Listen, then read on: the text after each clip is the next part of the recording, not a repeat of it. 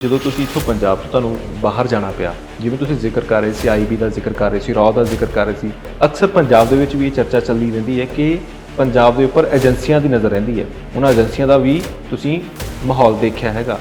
ਤੁਸੀਂ ਜ਼ਿਕਰ ਵੀ ਕੀਤਾ ਥੋੜ੍ਹਾ ਜਿਹਾ ਕਿ ਹਾਂ ਉੱਥੇ ਕੁਛ ਨਾ ਕੁਛ ਆਵਾਜ਼ ਪੰਜਾਬ ਬਾਰੇ ਪਹੁੰਚਦੀ ਰਹਿੰਦੀ ਸੀਗੀ। ਲੱਗਦਾ ਕਿ ਪੰਜਾਬ ਦੇ ਵਿੱਚ ਵੀ ਇਸ ਵੇਲੇ ਵੀ ਜਿੱਦਾਂ ਕਿਉਂਕਿ ਅੰਮ੍ਰਿਤਪਾਲ ਸਿੰਘ ਨਾਂ ਦਾ ਨੌਜਵਾਨ ਜਿਹੜਾ ਘੁੰਮ ਰਿਹਾ ਹੈਗਾ, ਤਾਂ ਬਹੁਤ ਸਾਰੇ ਲੋਕ ਕਹਿ ਦਿੰਦੇ ਕਿ ਏਜੰਸੀਆਂ ਦਾ ਬੰਦਾ ਹੈਗਾ।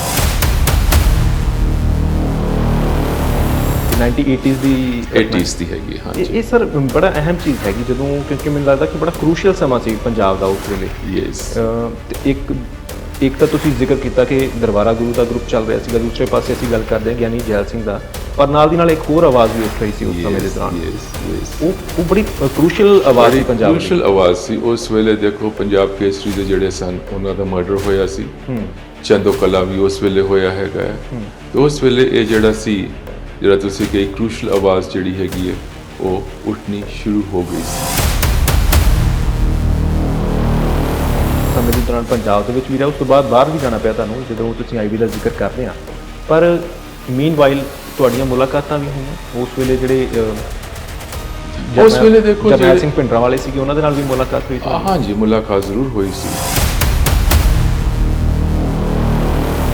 ਤੇ ਉਸ ਵੇਲੇ ਕੁਝ ਲੱਗਿਆ ਸੀ ਇੱਦਾਂ ਦਾ ਵੀ ਇਸ ਤੋਂ ਬਾਅਦ 84 ਦੇ ਵੱਲ ਅਸੀਂ ਵੱਧ ਜਾਵਾਂਗੇ, ਜਿਹੜੇ ਹਾਲਾਤ ਉਸ ਵੇਲੇ ਸੀਗੇ, ਯਾਨੀ ਕਿ 77 ਦਾ ਤੁਸੀਂ ਜ਼ਿਕਰ ਕਰ ਰਹੇ ਹੋ, ਉਸ ਤੋਂ ਬਾਅਦ ਲੱਗਿਆ ਸੀ ਕਦੇ ਕਿ ਇੱਦਾਂ ਦੇ ਹਾਲਾਤ ਵੀ ਪੰਜਾਬ 'ਚ ਪੈਦਾ ਹੋ ਜਾਣਗੇ? ਨੋ ਵੇ।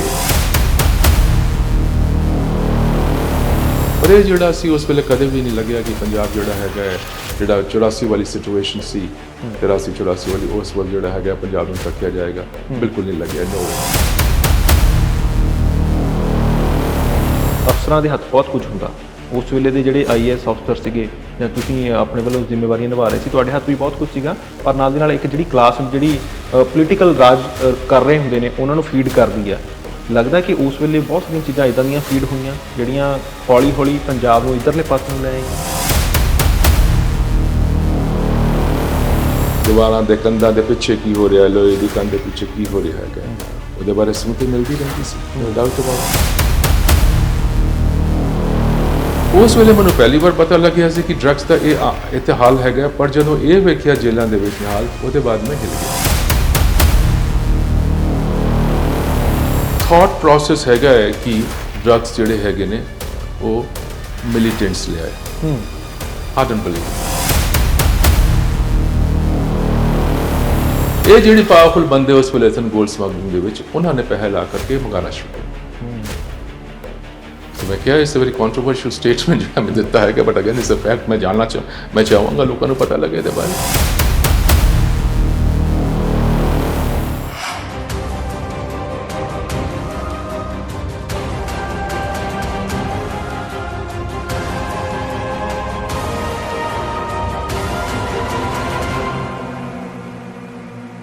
ਪ੍ਰੋਗਰਾਮ ਅਫਸਰਸ਼ਾਹ ਤੁਹਾਡੇ ਨਾਲ ਤੁਹਾਡਾ ਆਪਣਾ ਦੋਸਤ ਹਰਦੀਪ ਸਿੰਘ ਭੋਗਲ ਕੋਸ਼ਿਸ਼ ਕਰ ਰਹੇ ਹਾਂ ਇਸ ਪ੍ਰੋਗਰਾਮ ਦੇ ਜ਼ਰੀਏ ਪੰਜਾਬ ਦੀ ਮੌਜੂਦਾ ਸਥਿਤੀ ਕਿਉਂ ਹੈਗੀ ਆ ਉਸ ਨੂੰ ਖੰਗਾਲਣ ਦੀ।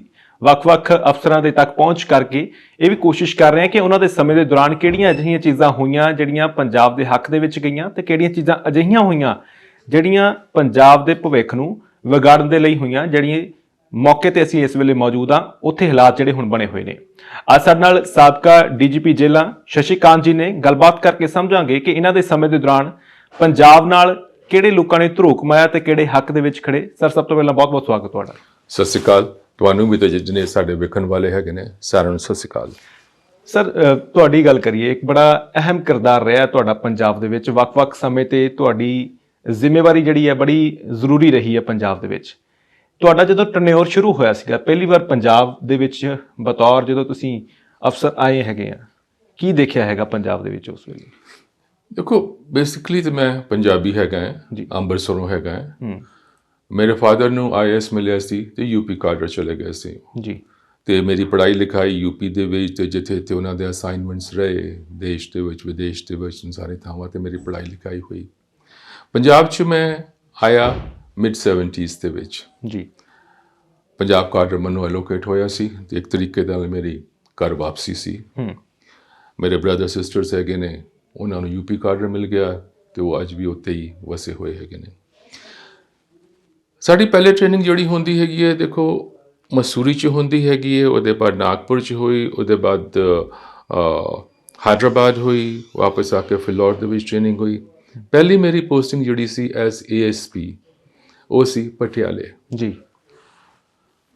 ਪਟਿਆਲਾ ਉਹਨੂੰ ਜਿਹੜੇ SSP ਮਿਲੇ, 2-3 SSP ਸਾਹਿਬ ਮੇਰੇ ਨਾਲ ਰਹੇ। They were all good, no doubt about it. ਪਰ ਇੱਕ ਗੱਲ ਮੈਂ ਸਮਝਣਾ ਹੈਗਾ, ਸ਼ਾਇਦ ਸਹੀ ਹੈਗੀ ਕਿ ਗਲਤ ਹੈਗੀ ਹੈ, ਸ਼ਾਇਦ ਬਚਪਨ ਤੋਂ ਮੈਂ ਥੋੜਾ ਰਿਬਲ ਟਾਈਪ ਦਾ ਰਿਹਾ ਹੈਗਾ। ਜੇ ਮੈਨੂੰ ਜਾਪਦਾ ਹੈਗਾ ਕੋਈ ਗੱਲ ਜਿਹੜੀ ਹੈਗੀ ਗਲਤ ਹੋ ਰਹੀ ਹੈਗੀ ਹੈ, ਤੇ ਉੱਥੇ ਫਿਰ ਪੰਗਾ ਲੈ ਲੈਣਾ ਤੇ ਇਸ ਤਰ੍ਹਾਂ ਦੀ ਗੱਲਾਂ ਹੈਗੀਆਂ ਨੇ। ਤਾਂ ਪਟਿਆਲੇ ਮੇਰੀ 2 ਟੈਨਿਓਰ ਰਹੀ ਜੀ। ਪਹਿਲੀ ਟੈਨਿਓਰ ਜਿਹੜੀ ਹੈਗੀ ਹੈ ਉਹਦੇ 'ਚ ਸੀ, ਤੇ ਉੱਥੇ ਕੋਈ ਪੁਲਿਸ ਸਟੇਸ਼ਨ ਵਗੈਰਾ ਇਲਾਕਾ ਮੈਨੂੰ ਮਿਲਿਆ ਸੀ, ਕੋਈ ਐਸ ਸੁਪਰਵਾਈਜ਼ਰੀ ਆਫਿਸਰ। ਸਾਡੀ ਟ੍ਰੇਨਿੰਗ SHO ਦੀ ਵੀ ਹੁੰਦੀ ਹੈਗੀ ਹੈ, ਹੈਡ ਕਾਂਸਟੇਬਲ ਦੀ ਵੀ ਹੁੰਦੀ ਹੈ, ਮੁਹੱਰਰ ਦੀ ਵੀ ਹੁੰਦੀ ਹੈ ਸਾਰੀ। ਤਾਂ ਉੱਥੇ ਕਿਸੇ ਇਲਾਕੇ ਦੇ ਵਿੱਚ ਇੱਕ ਚੋਰੀ ਜਿਹੀ ਹੋ ਗਈ ਸੀ ਜੀ। ਮੋਟੀ ਚੋਰੀ ਸੀ, ਹੈਵੀ। ਉਹਦੇ ਜਦੋਂ ਇਨਵੈਸਟੀਗੇਸ਼ਨ ਵਗੈਰਾ ਆਇਆ ਤਾਂ ਕਿਸੇ ਬੜਾ ਇਨਫਲੂਐਂਸ਼ੀਅਲ ਪੋਲੀਟੀਕਲ ਬੰਦੇ ਦਾ ਨਾਂ ਆ ਗਿਆ। SSP ਸਾਹਿਬ ਨੂੰ ਦੱਸਿਆ ਮੈਂ, ਉਹਨਾਂ ਨੇ ਕਿਹਾ ਕੋਈ ਨਹੀਂ, ਵੇਖ ਲੈ ਜਿਸ ਤਰ੍ਹਾਂ ਹੁੰਦਾ ਹੈਗਾ, ਪਰ ਨਾ ਇਹ ਬੰਦੇ ਨੂੰ ਟੱਚ ਨਹੀਂ ਕਰਨਾ ਹੈਗਾ। ਮੈਂ ਇਸ ਬੰਦੇ ਨੂੰ ਟੱਚ ਹੀ ਨਹੀਂ ਕੀਤਾ, ਉਹਨੂੰ ਮੈਂ ਹਵਾਲਾ 'ਚ ਵੀ ਵਾੜ ਦਿੱਤਾ, ਕੁੱਟ ਵੀ ਦਿੱਤਾ। ਤੇ ਕੁੱਟਣ ਦੇ ਨਾਲ ਨਾਲ ਮੇਰਾ ਉੱਥੋਂ ਅਗਲੇ ਦਿਨ ਤਬਾਦਲਾ ਹੋ ਗਿਆ। ਨੈਕਸਟ ਉਹ ਪੋਸਟਿੰਗ ਮੇਰੀ ਹੋਈ ਸੀ ਇੱਥੇ ਚੰਡੀਗੜ੍ਹ 'ਚ AD ਗਵਰਨਰ। ਨਵਾਬ ਸਾਹਿਬ ਜਿਹੜੇ ਹੁੰਦੇ ਸਨ, ਜਿਹੜੇ ਹਿਮਾਚਲ ਤੋਂ ਟ੍ਰਾਂਸਫਰ ਹੋ ਕੇ ਆਏ ਸੀ, ਉਹਨਾਂ ਦੇ ਨਾਲ ਰਿਹਾ। ਰਾਜ ਭਵਨ ਦੇ ਵੀ ਜਿਹੜੇ ਤਮਾਸ਼ੇ ਵਗੈਰਾ ਹੁੰਦੇ ਨੇ ਬਹੁਤ ਵੇਖੇ, ਕੀ ਇੰਟਰਨਲ ਪੋਲਿਟਿਕਸ ਹੁੰਦੀ ਹੈਗੀ ਹੈ, ਕੀ ਹੁੰਦਾ ਹੈ, ਕੀ ਨਹੀਂ ਹੁੰਦਾ ਹੈਗਾ। ਤੋ ਉੱਥੋਂ ਫਿਰ ਮੈਨੂੰ ਵਾਪਸ ਫਿਰ ਪਟਿਆਲਾ ਪੋਸਟਿੰਗ ਮੇਰੀ ਹੋਈ ਦੁਬਾਰਾ।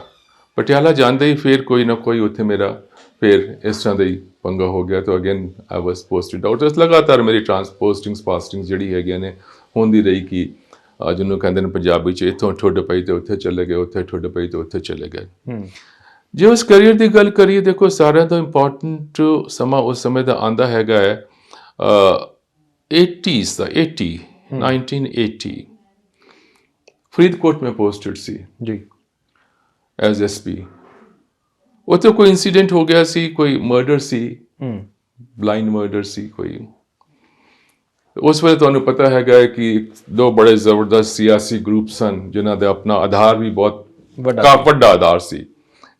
ਗਿਆਨੀ ਜ਼ੈਲ ਸਿੰਘ ਦਾ ਤੇ ਦਰਬਾਰਾ ਸਿੰਘ, ਉਹਨਾਂ ਦਾ ਚੰਗਾ ਉਹਨਾਂ ਦਾ ਆਧਾਰ ਸੀ। ਤਾਂ ਕਿਸੇ ਪਾਸੋਂ ਫਿਰ ਰੌਲਾ ਪੈਣਾ ਸ਼ੁਰੂ ਹੋ ਗਿਆ, ਪ੍ਰੈਸ਼ਰ ਪੈਣਾ ਸ਼ੁਰੂ ਹੋ ਗਿਆ ਕਿ ਜੀ ਲਿੰਕਸ ਸਾਰਿਆਂ ਦੇ ਹੁੰਦੇ ਨੇ। ਪੰਜਾਬ ਹੈ ਕਿ ਨਿੱਜੀ ਸਟੇਟ, ਨਿੱਕੀ ਜਿਹੀ ਸਟੇਟ ਹੈਗੀ ਹੈ, ਹਰ ਬੰਦੇ ਦੇ ਆਪਣੇ ਲਿੰਕਸ ਹੈਗੇ ਨੇ, ਐਂਡ ਸਿੱਧੀ ਫੋਨ ਚੱਕਦੇ ਹੈਗੇ ਨੇ, ਸਿੱਧੇ CM ਨੂੰ ਫੋਨ ਗਏ ਜਿਹੜੇ ਵੀ ਹੈਗੇ ਨੇ। ਤਾਂ ਉਹਦਾ ਮੈਨੂੰ ਮੇਰੇ ਉੱਤੇ ਪਹਿਲਾਂ ਇਹ ਪ੍ਰੈਸ਼ਰ ਪਿਆ ਕਿ ਜੀ ਇਹ ਬੰਦਾ ਜਿਹੜਾ ਹੈਗਾ ਇਹਨੂੰ ਤਾਂ ਛੱਡ ਦਿਓ, ਕਿਸੇ ਨਜਾਇਜ਼ ਨੂੰ ਪਾ ਦਿਓ। ਮੈਂ ਕਿਹਾ ਇਹ ਤਾਂ ਨਹੀਂ ਹੁੰਦਾ ਜੀ। ਤਾਂ ਕੋਈ ਪੋਲੀਟੀਕਲ ਹਸਤੀ ਸੀ, ਉਹਨੇ ਜ਼ਿਆਦਾ ਜ਼ੋਰ ਪਾਇਆ। ਮੈਂ ਕਿਹਾ ਠੀਕ ਹੈ ਜੀ, ਗੱਲ ਕਰ ਲੈਣੇ ਹੈਗੇ ਆ। ਦੂਜਾ ਜਵਾਬ, ਜਿਹੜਾ ਬੰਦਾ ਤੁਸੀਂ ਕਹਿ ਰਹੇ ਉਹਨੂੰ ਕੱਢ ਕਿਸੇ ਹੋਰ ਨੂੰ ਪਾ ਦੇਣੇ ਹੈਗੇ ਆ, ਪਰ ਮੈਂ ਕਿ ਗੱਲ ਤੇ ਕਰ ਲਈ ਹੈ। ਤਾਂ ਇੱਕ ਇੰਸਪੈਕਸ਼ਨ ਹਾਊਸ ਸੀ, ਮੈਂ ਕਿਹਾ ਇੱਥੇ ਮਿਲ ਲੈਣੇ ਸਰ। ਉੱਥੇ ਆ ਗਏ, ਉੱਥੇ ਬੂਆ ਬੰਦ ਕਰਕੇ ਉਹਨਾਂ ਨੂੰ ਕੁੱਟ ਦਿੱਤਾ। ਔਰ ਰਾਤੋਂ ਰਾਤ ਮੈਂ ਫਿਰ ਆਪਣਾ ਕੇਸ ਜਿਹੜਾ ਹੈਗਾ, ਜਿਹੜਾ ਸਹੀ ਬੰਦਾ ਸੀ ਉਹਨੂੰ ਚਲਾਨ ਬਣਵਾ ਕਰਕੇ 2 ਕੋਟ ਕਰ ਦਿੱਤਾ। ਉਹਦੇ ਨਾਲ ਹੀ ਕੁਛ ਹੰਗਾਮਾ ਜਿਹਾ ਹੋ ਗਿਆ। ਹੁਕਮ ਆ ਗਿਆ ਕਿ ਤੂੰ ਸਟੇਟ ਛੱਡ ਕੇ ਚਲਾ ਜਾ ਇੱਥੋਂ, ਵਰਨਾ ਇਹ ਹੋਏਗਾ ਉਹ ਹੋਏਗਾ। I was given hardly a few hours. ਮੈਂ ਇੱਥੋਂ ਚੱਲਿਆ, ਨਵਾਬ ਸਾਹਿਬ ਨਾਲ ਗੱਲ ਹੋਈ ਸੀ, ਜਿਹੜੇ ਗਵਰਨਰ ਹੁੰਦੇ ਸਨ ਇੱਥੇ। ਤੇ ਪਹਿਲੀ ਪੋਸਟਿੰਗ ਮੈਨੂੰ ਉਸ ਵੇਲੇ ਪਤਾ ਨਹੀਂ ਸੀ IB ਕੀ ਹੁੰਦੀ ਹੈਗੀ। ਪਹਿਲੀ ਪੋਸਟਿੰਗ ਮੇਰੀ IB 'ਚ ਹੋਈ। ਇਹ ਜਿਹੜੀ ਘਟਨਾ ਹੈਗੀ, ਜਿਹੜੀ ਤੁਸੀਂ ਜਿਹਦਾ ਜ਼ਿਕਰ ਕੀਤਾ ਹੁਣ, ਇਹ 1980s ਦੀ ਹੈਗੀ। ਹਾਂਜੀ, ਇਹ ਸਰ ਬੜਾ ਅਹਿਮ ਚੀਜ਼ ਹੈਗੀ, ਜਦੋਂ ਕਿਉਂਕਿ ਮੈਨੂੰ ਲੱਗਦਾ ਕਿ ਬੜਾ ਕ੍ਰੂਸ਼ੀਅਲ ਸਮਾਂ ਸੀ ਪੰਜਾਬ ਦਾ ਉਸ ਵੇਲੇ। ਤੇ ਇੱਕ ਤਾਂ ਤੁਸੀਂ ਜ਼ਿਕਰ ਕੀਤਾ ਕਿ ਦਰਬਾਰਾ ਗੁਰੂ ਦਾ ਗਰੁੱਪ ਚੱਲ ਰਿਹਾ ਸੀਗਾ, ਦੂਸਰੇ ਪਾਸੇ ਅਸੀਂ ਗੱਲ ਕਰਦੇ ਹਾਂ ਗਿਆਨੀ ਜੈਲ ਸਿੰਘ ਦਾ, ਪਰ ਨਾਲ ਦੀ ਨਾਲ ਇੱਕ ਹੋਰ ਆਵਾਜ਼ ਵੀ ਉੱਠ ਰਹੀ ਸੀ ਉਸ ਸਮੇਂ ਦੇ ਦੌਰਾਨ। ਉਹ ਬੜੀ ਕ੍ਰੂਸ਼ੀਅਲ ਆਵਾਜ਼ ਸੀ ਪੰਜਾਬ ਦੀ। ਕ੍ਰੂਸ਼ੀਅਲ ਆਵਾਜ਼ ਸੀ ਉਸ ਵੇਲੇ। ਦੇਖੋ ਪੰਜਾਬ ਕੇਸਰੀ ਦੇ ਜਿਹੜੇ ਸਨ, ਉਹਨਾਂ ਦਾ ਮਰਡਰ ਹੋਇਆ ਸੀ। ਚੰਦੋ ਕਲਾ ਵੀ ਉਸ ਵੇਲੇ ਹੋਇਆ ਹੈਗਾ। ਤੇ ਉਸ ਵੇਲੇ ਇਹ ਜਿਹੜਾ ਤੁਸੀਂ ਕਹੀ ਕ੍ਰੂਸ਼ੀਅਲ ਆਵਾਜ਼ ਜਿਹੜੀ ਹੈਗੀ ਹੈ, ਉਹ ਉੱਠਣੀ ਸ਼ੁਰੂ ਹੋ ਗਈ ਸੀ, ਨੋ ਡਾਊਟ ਅਬਾਊਟ ਇਟ ਜੀ। ਔਰ ਜਿਹੜੀ ਕਿ ਆਉਣ ਵਾਲੇ ਸਮਾਂ ਦੇ ਵਿੱਚ ਮੈਂ ਸਮਝਦਾ ਹੈਗਾ, primarily because of political manhandling. ਔਰ ਇੱਕ ਔਰ ਵੱਡਾ ਜਿਹੜਾ ਫੈਕਟਰ ਹੈਗਾ, ਜਿਹੜੀ ਕਿ ਸੈਕਸ਼ਨ ਆਫ ਅਫਸਰਸ਼ਾਹੀ ਜਿਹੜੀ ਸੀ ਉਹਨਾਂ ਨੇ ਕਿਸ ਤਰੀਕੇ ਦੇ ਨਾਲ ਖੇਡੇ, ਉਸੇ ਕਰਕੇ ਪੰਜਾਬ ਜਿਹੜਾ ਹੈਗਾ ਹੈ ਉਹ ਫਿਰ ਹੌਲੀ ਹੌਲੀ ਉਸ ਪਾਸੇ ਤੱਕ ਗਰਕ ਵੱਲ ਜਿਹੜਾ ਹੈਗਾ ਹੈ ਪੈਣਾ ਸ਼ੁਰੂ ਹੋ ਗਿਆ ਸੀ। ਮੈਂ ਸੁਣਿਆ ਹੈਗਾ ਤੁਹਾਡੀ ਵੀ, ਕਿਉਂਕਿ ਤੁਹਾਡਾ ਟੈਨਿਓਰ ਕਾਫੀ ਉਸ ਸਮੇਂ ਦੇ ਦੌਰਾਨ ਪੰਜਾਬ ਦੇ ਵਿੱਚ ਵੀ ਰਿਹਾ, ਉਸ ਤੋਂ ਬਾਅਦ ਬਾਹਰ ਵੀ ਜਾਣਾ ਪਿਆ ਤੁਹਾਨੂੰ, ਜਦੋਂ ਤੁਸੀਂ ਆਈਬੀ ਦਾ ਜ਼ਿਕਰ ਕਰਦੇ ਆ। ਪਰ ਮੀਨਵਾਈਲ ਤੁਹਾਡੀਆਂ ਮੁਲਾਕਾਤਾਂ ਵੀ ਹੋਈਆਂ ਉਸ ਵੇਲੇ, ਜਿਹੜੇ ਉਸ ਵੇਲੇ ਦੇਖੋ ਜਰਨੈਲ ਸਿੰਘ ਭਿੰਡਰਾਂਵਾਲੇ ਸੀਗੇ, ਉਹਨਾਂ ਦੇ ਨਾਲ ਵੀ ਮੁਲਾਕਾਤ ਹੋਈ ਤੁਹਾਡੀ? ਹਾਂਜੀ, ਮੁਲਾਕਾਤ ਜ਼ਰੂਰ ਹੋਈ ਸੀ, ਕਿਉਂਕਿ ਉਹਨਾਂ ਦਾ ਵੀ ਜਿੱਥੋਂ ਤੱਕ ਮੈਨੂੰ ਧਿਆਨ ਹੈਗਾ ਸ਼ਾਇਦ ਉਹ ਦਮਦਮੀ ਟਕਸਾਲ ਦੇ ਮੁਖੀ 77 ਦੇ ਵਿੱਚ ਬਣੇ ਸੀ, if I am not wrong ਜੀ। ਹਾਂਜੀ, ਉਹਨਾਂ ਦੇ ਨਾਲ ਮੁਲਾਕਾਤ ਹੋਈ ਸੀ ਮੇਰੀ, ਯੈਸ, ਕਾਫੀ ਮੁਲਾਕਾਤਾਂ ਉਹਨਾਂ ਦੇ ਨਾਲ ਹੋਈਆਂ ਸਨ, yes, no doubt about it.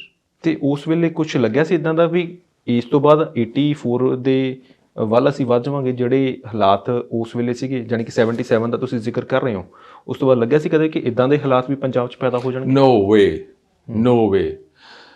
ਉਸ ਵੇਲੇ ਉਹਨਾਂ ਦਾ ਟੀਚਾ ਇਹੀ ਸੀ ਕਿ ਕਿਸ ਤਰੀਕੇ ਨਾਲ ਤੁਸੀਂ ਹਿੰਦੂ ਹੋ ਤਾਂ ਹਿੰਦੂ ਰਹੋ, ਸਿੱਖ ਹੈਗੇ ਸਿੱਖ ਰਹੋ, ਮੁਸਲਮਾਨ ਹੈਗੇ ਮੁਸਲਮਾਨ, ਤੁਹਾਡੀ ਜਿਹੜੀ ਧਾਰਮਿਕ ਭਾਵਨਾਵਾਂ ਹੈਗੀਆਂ ਨੇ, ਧਾਰਮਿਕ ਜਿਹੜੇ ਤੁਹਾਡੇ ਟੈਨੇਟਸ ਹੈਗੇ ਨੇ ਜਿਹੜੇ, ਉਹਨਾਂ ਨੂੰ ਤੁਸੀਂ ਕਰੋ। ਔਰ ਨਾਲ ਹੀ ਇਹ ਸਿੱਖੀ ਦਾ ਪ੍ਰਚਾਰ ਵੀ ਕਰਦੇ ਸਨ, ਅੰਮ੍ਰਿਤ ਵੀ ਲੋਕਾਂ ਨੂੰ ਛਕਾਉਂਦੇ ਸਨ, ਨੋ ਡਾਊਟ ਅਬਾਊਟ ਇਟ।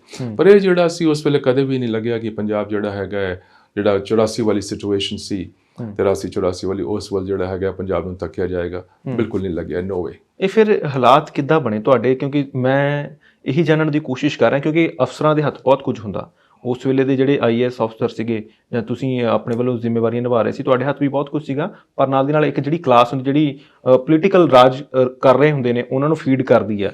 ਲੱਗਦਾ ਕਿ ਉਸ ਵੇਲੇ ਬਹੁਤ ਸਾਰੀਆਂ ਚੀਜ਼ਾਂ ਇੱਦਾਂ ਦੀਆਂ ਫੀਡ ਹੋਈਆਂ ਜਿਹੜੀਆਂ ਹੌਲੀ ਹੌਲੀ ਪੰਜਾਬ ਨੂੰ ਇੱਧਰਲੇ ਪਾਸੇ ਨੂੰ ਲੈ ਆਈਆਂ। ਦੇਖੋ, ਇਹਦਾ ਜਵਾਬ ਦੇਣ ਤੋਂ ਪਹਿਲਾਂ ਮੈਂ ਇੱਕ ਹੋਰ ਗੱਲ ਕਹਿਣਾ ਚਾਹਾਂਗਾ। ਜਦੋਂ ਮੇਰੀ ਪਹਿਲੀ ਪੋਸਟਿੰਗ ਹੋਈ IB ਦੇ ਵਿੱਚ, ਇੰਟੈਲੀਜੈਂਸ ਬਿਊਰੋ ਦੇ ਵਿੱਚ, ਕਰੀਬ 10 ਵਰੇ ਮੈਂ ਪੰਜਾਬ ਤੋਂ ਬਾਹਰ ਰਿਹਾ ਉਸ ਸਮਾਂ। ਉਸ ਵੇਲੇ ਮੈਂ IB 'ਚ ਸੀ, CBI 'ਚ ਵੀ ਗਿਆ, ਹੋਮ ਮੰਤਰਾਲੇ 'ਚ ਵੀ ਗਿਆ, ਹੋਮ ਮਿਨਿਸਟਰੀ ਰॉ ਦੇ ਵਿੱਚ ਵੀ ਰਿਹਾ, ਮਿਨਿਸਟਰੀ ਆਫ ਐਕਸਟਰਨਲ ਅਫੇਅਰਸ ਦੇ ਵਿੱਚ ਰਿਹਾ, ਕੁਝ ਪ੍ਰਧਾਨ ਮੰਤਰੀਆਂ ਦੇ ਨਾਲ ਵੀ ਕੰਮ ਕਰਨਾ ਪਿਆ। ਇਹ ਕਰਕੇ ਮੈਂ ਤੁਹਾਨੂੰ ਦੱਸ ਰਿਹਾ ਹੈਗਾ ਕਿ ਤੁਸੀਂ ਸਮਝ ਸਕਦੇ ਹੈਗੇ ਹੋ ਕਿ ਇਹ ਪੋਜੀਸ਼ਨਸ ਜਿਹੜੀ ਹੈਗੀਆਂ ਨੇ, ਠੀਕ ਹੈ, ਉਸ ਵੇਲੇ ਮੈਂ ਪੰਜਾਬ ਦੇ ਵਿੱਚ ਮੌਜੂਦ ਨਹੀਂ ਸੀ, ਪਰ ਨਜ਼ਰ ਪੰਜਾਬ ਤੇ ਸੀ। ਨਜ਼ਰ ਪੰਜਾਬ ਸੇ ਤੇ ਇਹ ਗੱਲਾਂ ਜਿਹੜੀ ਹੈਗੀਆਂ ਨੇ, ਉਹ ਜਿਹੜੇ ਦਾਇਰੇ ਹੈਗੇ ਨੇ, ਜਿਹੜਾ ਕਿ ਮੈਂ ਕਹਿੰਦਾ ਹੈਗਾ ਕਿ ਆਇਰਨ ਕਰਟਨਸ ਹੈਗੇ ਨੇ, ਦੀਵਾਰਾਂ ਦੇ ਕੰਧਾਂ ਦੇ ਪਿੱਛੇ ਕੀ ਹੋ ਰਿਹਾ, ਲੋਹੇ ਦੀ ਕੰਧ ਦੇ ਪਿੱਛੇ ਕੀ ਹੋ ਰਿਹਾ ਹੈਗਾ, ਉਹਦੇ ਬਾਰੇ ਸੂਹ ਤੇ ਮਿਲਦੀ ਰਹਿੰਦੀ ਸੀ, ਨੋ ਡਾਊਟ ਅਬਾਊਟ ਇਟ ਜੀ। ਇਸੇ ਕਰਕੇ ਮੈਂ ਕਿਹਾ ਕਿ ਪੰਜਾਬ ਦੀ ਸਿਚੁਏਸ਼ਨ ਜਿਹੜੀ 80s ਦੇ ਵਿੱਚ ਹੋਈ ਹੈ, 82, 83, 84 ਵਗੈਰਾ ਜਿਹੜਾ ਹੋਈ ਹੈ, ਕਿ yes, that could have been avoided, 100% it could have been avoided. Strong section, कुछ political हस्तियाँ कह दियो, कुछ अफसरशाही कह दियो, चाहे वो IPS हो या सेंट्रल पैरामिलिट्री फोर्सेस भी उस वेले थे सन, वो सन, या कुछ IAS से दूसरे अफसर्स भी हैगे ने जिन्हां दा ਐਨੀਬਡੀ ਜਿਹਦਾ ਕਿ ਰੁਤਬਾ ਹੁੰਦਾ ਹੈਗਾ, ਸਰਵਿਸਿਜ਼ ਦੇ ਤੁਸੀਂ ਜਾਣਦੇ ਹੋ, ਕਿਸੇ ਸਰਵਿਸ ਦਾ ਕਿਸੇ ਚੀਜ਼ ਦਾ ਰੁਤਬਾ ਹੁੰਦਾ ਹੈਗਾ। ਤਾਂ ਯੈਸ, ਹਰ ਬੰਦਾ ਉਸ ਵੇਲੇ ਆਪਣੀ ਜਿਹੜੀ ਪੋਲਿਟਿਕਸ ਹੈਗੀ, ਆਪਣਾ ਜਿਹੜਾ ਗੇਮ ਪਲਾਨ ਹੈਗਾ, ਉਹਨੂੰ ਖੇਡਣ ਦੀ ਕੋਸ਼ਿਸ਼ ਕਰ ਰਿਹਾ ਸੀ।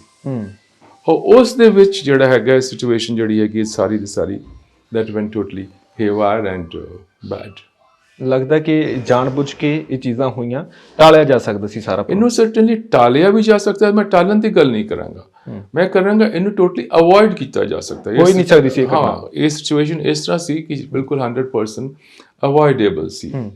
ਔਰ ਨੋ ਡਾਊਟ ਉਸ ਵੇਲੇ ਦੇਖੋ ਤੁਸੀਂ ਹੌਲੀ ਹੌਲੀ ਫਿਰ ਜਦੋਂ ਇਹ ਸ਼ੁਰੂ ਹੋਇਆ ਤੇ ਪਾਕਿਸਤਾਨ ਦੇ ਨਾਲ ਤੇ ਪੰਗਾ ਸਾਡਾ ਸੀ ਹੀ, ISI ਵੀ ਵਿਚਕਾਰ ਕਾਫੀ ਮੋਟੇ ਤਰੀਕੇ ਦੇ ਨਾਲ ਪੈ ਗਈ।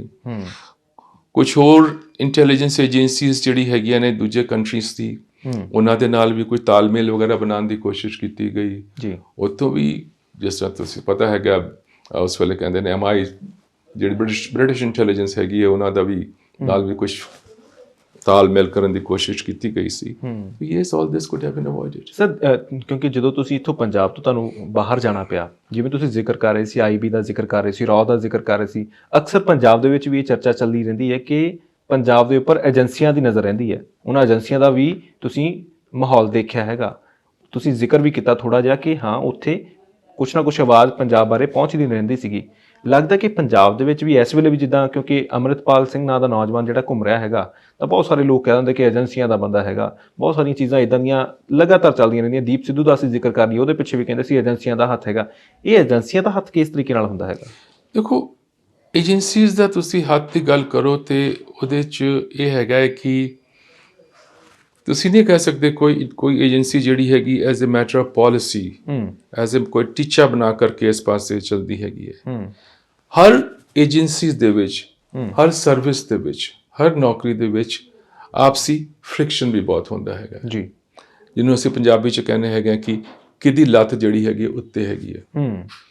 ਜਿਹਦੀ ਲੱਤ ਉੱਤੇ ਹੈਗੀ ਹੈ ਉਹ ਆਪਣੀ ਲੱਤ ਨੂੰ ਹੋਰ ਵੀ ਮਜ਼ਬੂਤ ਕਰਨ ਦੀ ਕੋਸ਼ਿਸ਼ ਕਰਦਾ, ਤੇ ਉੱਥੋਂ ਸ਼ੁਰੂ ਹੋ ਜਾਂਦੀ ਹੈਗੀ ਹੈ ਰੋਂਗ ਫੀਡਿੰਗ। ਜਿਹੜੀ ਪਾਵਰਸ ਹੈਗੀਆਂ ਨੇ, ਅਸੀਂ ਇਹਨੂੰ ਕਹਿੰਦੇ ਸੀ ਸਕੋਰਚਿੰਗ ਸੈਂਟਰ ਆਫ ਪਾਵਰਸ ਕਹਿੰਦੇ ਸਨ। ਤੇ ਉਹਨਾਂ ਦੀ ਹੁੰਦੀ ਹੈ ਕਿ ਇਸ ਪਾਸੇ ਮੈਂ ਸਹੀ ਗੱਲ ਕਰਨਾ ਹੈਗਾ, ਗਲਤ ਗੱਲ ਕਰਨਾ, ਮੇਰਾ ਬਸ ਟੀਚਾ ਇੱਕ ਹੈਗਾ ਕਿ ਮੈਂ ਉਹਨਾਂ ਦੀ ਅੱਖ ਦੇ ਵਿੱਚ, ਉਹਨਾਂ ਦੇ ਦਿਮਾਗ ਦੇ ਵਿੱਚ ਆ ਜਾਵਾਂ ਤਾਂ ਕਿ ਮੇਰਾ ਆਪਣਾ ਫਾਇਦਾ ਹੋਏ। ਵਰਨਾ ਕੋਈ ਏਜੰਸੀ ਇਹ ਨਹੀਂ ਕਰਦੀ ਹੈਗੀ ਕਿ ਪਲਾਨ ਬਣਾ ਕਰਕੇ ਇੱਥੇ ਡਿਸਰਪਟ ਕਰਨਾ ਹੈਗਾ, ਇਹ ਕਰਨਾ ਹੈ, ਉਹ ਕਰਨਾ ਹੈਗਾ। ਹਾਂ, ਇਹ ਕਹਿਣ ਦੇ ਬਾਅਦ ਯੈਸ, ਪੋਲੀਟੀਕਲ ਲੈਵਲ ਤੇ ਜ਼ਰੂਰ ਪਲਾਨ ਕਰਕੇ ਹੁੰਦਾ ਹੈ।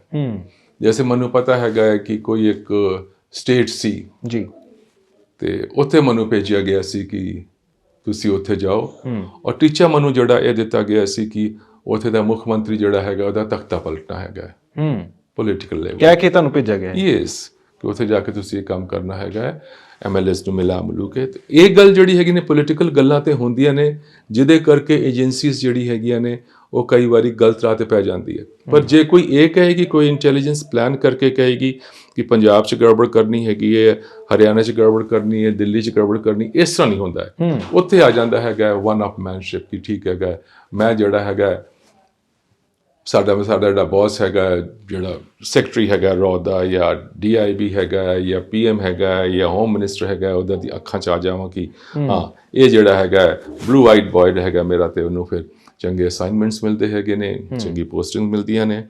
ਔਰ ਚੰਗੇ ਅਸਾਈਨਮੈਂਟ ਦਾ ਪੋਸਟਿੰਗ ਦਾ ਮਤਲਬ ਵੀ ਹੁੰਦਾ ਹੈਗਾ ਕਿ ਚੰਗੇ ਮੋਟੇ ਪੈਸੇ ਵੀ ਬਣਦੇ ਹੈਗੇ। ਸਰ, ਇੱਕ ਬੜੀ ਅਹਿਮ ਚੀਜ਼ ਤੁਸੀਂ ਜਿਵੇਂ ਜ਼ਿਕਰ ਕੀਤਾ ਕਿ ਜਦੋਂ 77 ਦੇ ਵਿੱਚ ਸ਼ੁਰੂਆਤ ਹੁੰਦੀ ਹੈ ਸੰਤ ਜਰਨੈਲ ਸਿੰਘ ਭਿੰਡਰਾਂਵਾਲੇ ਦੀ, ਤੇ ਦੂਸਰੇ ਪਾਸੇ ਅਸੀਂ ਗੱਲ ਕਰ ਲਈਏ ਇੰਦਰਾ ਗਾਂਧੀ ਹੋਰਾਂ ਦੀ, ਤਾਂ ਉਸ ਵੇਲੇ ਨਹੀਂ ਲੱਗਾ ਸੀ, ਤੁਹਾਨੂੰ ਵੀ ਨਹੀਂ ਲੱਗਾ ਸੀਗਾ ਕਿ ਇਦਾਂ ਦੇ ਹਾਲਾਤ ਪੰਜਾਬ ਦੇ ਵਿੱਚ ਪੈਦਾ ਹੋ ਜਾਣਗੇ।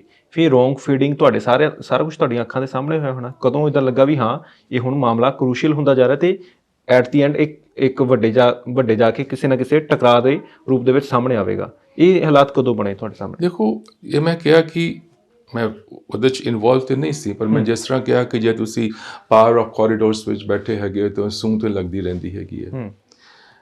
ਪਹਿਲੀ ਜਿਹੜੀ ਇਸ ਤਰ੍ਹਾਂ ਦੀ ਵਾਪਰੀ ਹੈਗੀ ਹੈ ਉਹ ਹੋਈ ਹੈਗੀ ਹੈ ਜਦੋਂ ਕਿ ਫੈਡਰੇਸ਼ਨ ਦੇ ਵਿੱਚ ਪਾੜ ਪਾਉਣ ਦੀ ਕੋਸ਼ਿਸ਼ ਕੀਤੀ ਗਈ, ਉਹ ਫੈਡਰੇਸ਼ਨ ਦੇ ਵਿੱਚ ਪਾੜ ਪਈ ਵੀ ਜੀ, ਰਾਈਟ। ਉਹਦੇ ਬਾਅਦ ਦੂਸਰੀ ਇਸ ਤਰ੍ਹਾਂ ਦੀ ਸਿਚੁਏਸ਼ਨ ਜਿਹੜੀ ਬਣਦੀ ਹੈਗੀ ਹੈ ਉਹ ਬਣਦੀ ਹੈਗੀ ਹੈ ਸਿੱਧੀ ਜਦੋਂ ਕਿ ਅਟਵਾਲ ਸਾਹਿਬ ਦਾ ਮਰਡਰ ਹੁੰਦਾ ਹੈਗਾ। ਅਟਵਾਲ ਸਾਹਿਬ ਮੇਰੇ SSP ਵੀ ਰਹਿ ਚੁੱਕੇ ਕੁਝ ਸਮਾਂ ਲਈ, ਵੰਡਰਫੁਲ ਪਰਸਨ। ਉਹਨਾਂ ਦਾ ਜਦੋਂ ਮਰਡਰ ਹੋਇਆ ਤੇ ਉਹਦੇ ਬਾਅਦ ਤੋਂ ਇਹ ਜਿਹੜਾ ਹੈਗਾ ਹੈ, ਜਿੱਥੇ ਤੱਕ ਮੈਨੂੰ ਸੂਹ ਮਿਲਦੀ ਰਹਿੰਦੀ ਸੀ ਕਿ ਹਾਂ ਪੂਰੀ ਪਲਾਨ ਕੋਸ਼ਿਸ਼ ਹੋ ਰਹੀ ਹੈਗੀ ਹੈ ਕਿ ਇੱਥੇ ਬਿਕੋਜ਼ ਆਫ ਪੋਲੀਟੀਕਲ ਰੀਜ਼ਨਸ ਕੁਛ ਨਾ ਕੁਛ ਹੋ ਕਿ ਕਿਸ ਤਰੀਕੇ ਦੇ ਨਾਲ ਇੱਥੇ ਸਾਡੀ ਪੋਲੀਟੀਕਲ ਪਾਵਰ ਆ ਜਾਏ। ਉਸ ਵੇਲੇ ਤੁਹਾਨੂੰ ਪਤਾ ਪ੍ਰੈਜ਼ੀਡੈਂਟ ਰੂਲ ਵੀ ਇੱਥੇ ਲੱਗਿਆ ਹੋਇਆ ਸੀ, ਕਿੰਨੇ ਚਿਰ ਇੱਥੇ ਪ੍ਰੈਜ਼ੀਡੈਂਟ ਰੂਲ ਰਿਹਾ ਹੈਗਾ ਜੀ। ਪ੍ਰੈਜ਼ੀਡੈਂਟ ਰੂਲ ਨੋਟਵਿਥਸਟੈਂਡਿੰਗ, ਹਰ ਪੋਲੀਟੀਕਲ ਪਾਰਟੀ ਦੀ ਇੱਕ ਇੱਛਾ ਹੁੰਦੀ ਹੈਗੀ ਹੈ ਕਦੋਂ ਮੈਂ ਇਸ ਸਟੇਟ ਦੇ ਉੱਤੇ ਕਾਬੂ ਹੋ ਜਾਵਾਂ, ਕਦੋਂ ਇੱਥੇ ਮੈਂ ਆਪਣਾ ਮੁੱਖ ਮੰਤਰੀ ਬਣ ਜਾਵਾਂ, ਕਦੇ ਇੱਥੇ ਦਾ ਮੈਂ ਤਾਨਾਸ਼ਾਹ ਬਣ ਜਾਵਾਂ, ਕਦੋਂ ਇੱਥੇ ਮੈਂ ਦਾ ਬਾਦਸ਼ਾਹ ਬਣ ਜਾਵਾਂ। ਇਹ ਸਾਰੀ ਗੱਲਾਂ ਜਿਹੜੀ ਮੈਂ ਵੇਖੀਆਂ ਹੈਗੀਆਂ ਨੇ, ਆਪਣੀ ਇੰਟੈਲੀਜੈਂਸ ਬੈਕਗਰਾਉਂਡ ਦੀ ਵੀ ਗੱਲ ਕਰਨਾ, ਪੁਲਿਸ ਬੈਕਗਰਾਉਂਡ ਦੀ ਵੀ ਗੱਲ ਕਰਨਾ ਹੈਗਾ, ਇਹ ਸਾਰੀ ਕਰਦੀਆਂ ਹੈਗੀਆਂ ਨੇ ਕਿ ਸਿਰਫ ਇੱਕ ਗੱਲ ਕਿ ਕਿਸ ਤਰੀਕੇ ਦੇ ਨਾਲ ਮੈਨੂੰ ਉਹ ਕੁਰਸੀ ਮਿਲ ਜਾਂਦੀ ਹੈਗੀ, ਉਸ ਸਟੇਟ ਦਾ ਮੈਂ ਤਾਨਾਸ਼ਾਹ ਬਣ ਜਾਣਾ ਹੈਗਾ, ਉਸ ਸਟੇਟ ਦਾ ਮਾਲਕ ਬਣ ਜਾਣਾ ਹੈਗਾ, whatever it is, everything revolves around politics. ਘੁੰਮਦੀ ਕਮਾਂਦੀ ਹਰ ਚੀਜ਼ ਜਿਹੜੀ ਹੈਗੀ ਹੈ ਪੋਲਿਟਿਕਸ ਦੇ ਆਲੇ ਦੁਆਲੇ ਆਉਂਦੀ ਹੈਗੀ ਹੈ। ਔਰ ਜਦੋਂ ਪੋਲਿਟਿਕਸ ਆਉਂਦੀ ਹੈਗੀ ਹੈ, ਬੰਦੇ ਹੈਗੇ ਨੇ ਕੁਝ ਜਿਹੜੇ ਕਿ ਚਾਹੁੰਦੇ ਹੈਗੇ ਨੇ ਠੀਕ ਹੈ ਸਾਨੂੰ ਚੰਗੀ ਕੁਰਸੀ ਮਿਲੇ, ਗੱਲ ਕਰ ਹੀ ਚੁੱਕਿਆ ਹੈਗਾ, they try to get closer to the centre of powers. ਇਸੇ ਕਰਕੇ ਇਹ ਸਾਰਾ ਮਾਹੌਲ ਸਿਰਜਿਆ ਗਿਆ। ਯੈਸ ਸਰ, ਇੱਕ ਬੜੀ ਅਹਿਮ ਚੀਜ਼ ਹੈ ਪੰਜਾਬ ਦੇ ਵਿੱਚ, ਇਹ ਸਮਾਂ ਬੜਾ ਔਖਾ ਲੰਘਿਆ, ਤੁਸੀਂ ਉਸ ਵੇਲੇ ਸ਼ਾਇਦ ਪੰਜਾਬ ਤੋਂ ਬਾਹਰ ਸੀ ਪਰ ਪੰਜਾਬ ਨੂੰ ਵੇਖ ਰਹੇ ਸੀਗੇ। ਤਾਂ ਕਿਉਂਕਿ ਦੇਸ਼ ਦੇ ਪ੍ਰਧਾਨ ਮੰਤਰੀ ਦੀ ਜਦੋਂ ਅਸੀਂ ਕੁਰਸੀ ਦੀ ਗੱਲ ਕਰਦੇ ਹਾਂ ਉਹਦੇ ਹੱਥ ਬਹੁਤ ਜ਼ਿਆਦਾ ਪਾਵਰ ਹੁੰਦੀ ਹੈ, ਪਰ ਨਾਲ ਦੀ ਨਾਲ ਉਸ ਵਿਅਕਤੀ ਦੇ ਹੱਥ ਇਹ ਵੀ ਹੁੰਦੀ ਚੀਜ਼ ਕਿ ਫੈਸਲਾ ਲੈਣਾ ਜਾਂ ਨਹੀਂ ਲੈਣਾ। ਫੈਸਲਾ ਕਿਉਂ ਲਿਆ ਗਿਆ? ਦਰਬਾਰ ਸਾਹਿਬ ਤੇ ਹਮਲੇ ਦਾ ਫੈਸਲਾ ਕਿਉਂ ਬਣ ਗਿਆ? ਦਰਬਾਰ ਸਾਹਿਬ ਦੇ ਫੈਸਲੇ ਦਾ ਹਮਲਾ ਮੈਂ ਸੁਣਿਆ ਇਹਦੇ ਤੋਂ ਵੱਡੀ ਕੋਈ ਗਲਤ ਸਟੈਪ ਹੋ ਹੀ ਨਹੀਂ ਸਕਦਾ ਸੀ। ਇਹਦੇ ਤੋਂ ਵੱਡਾ ਕੋਈ ਗਲਤ ਫੈਸਲਾ ਹੋ ਹੀ ਨਹੀਂ ਸਕਦਾ ਸੀ। ਦਿਸ ਵਾਸ ਟੋਟਲ ਡਿਜ਼ਾਸਟਰ।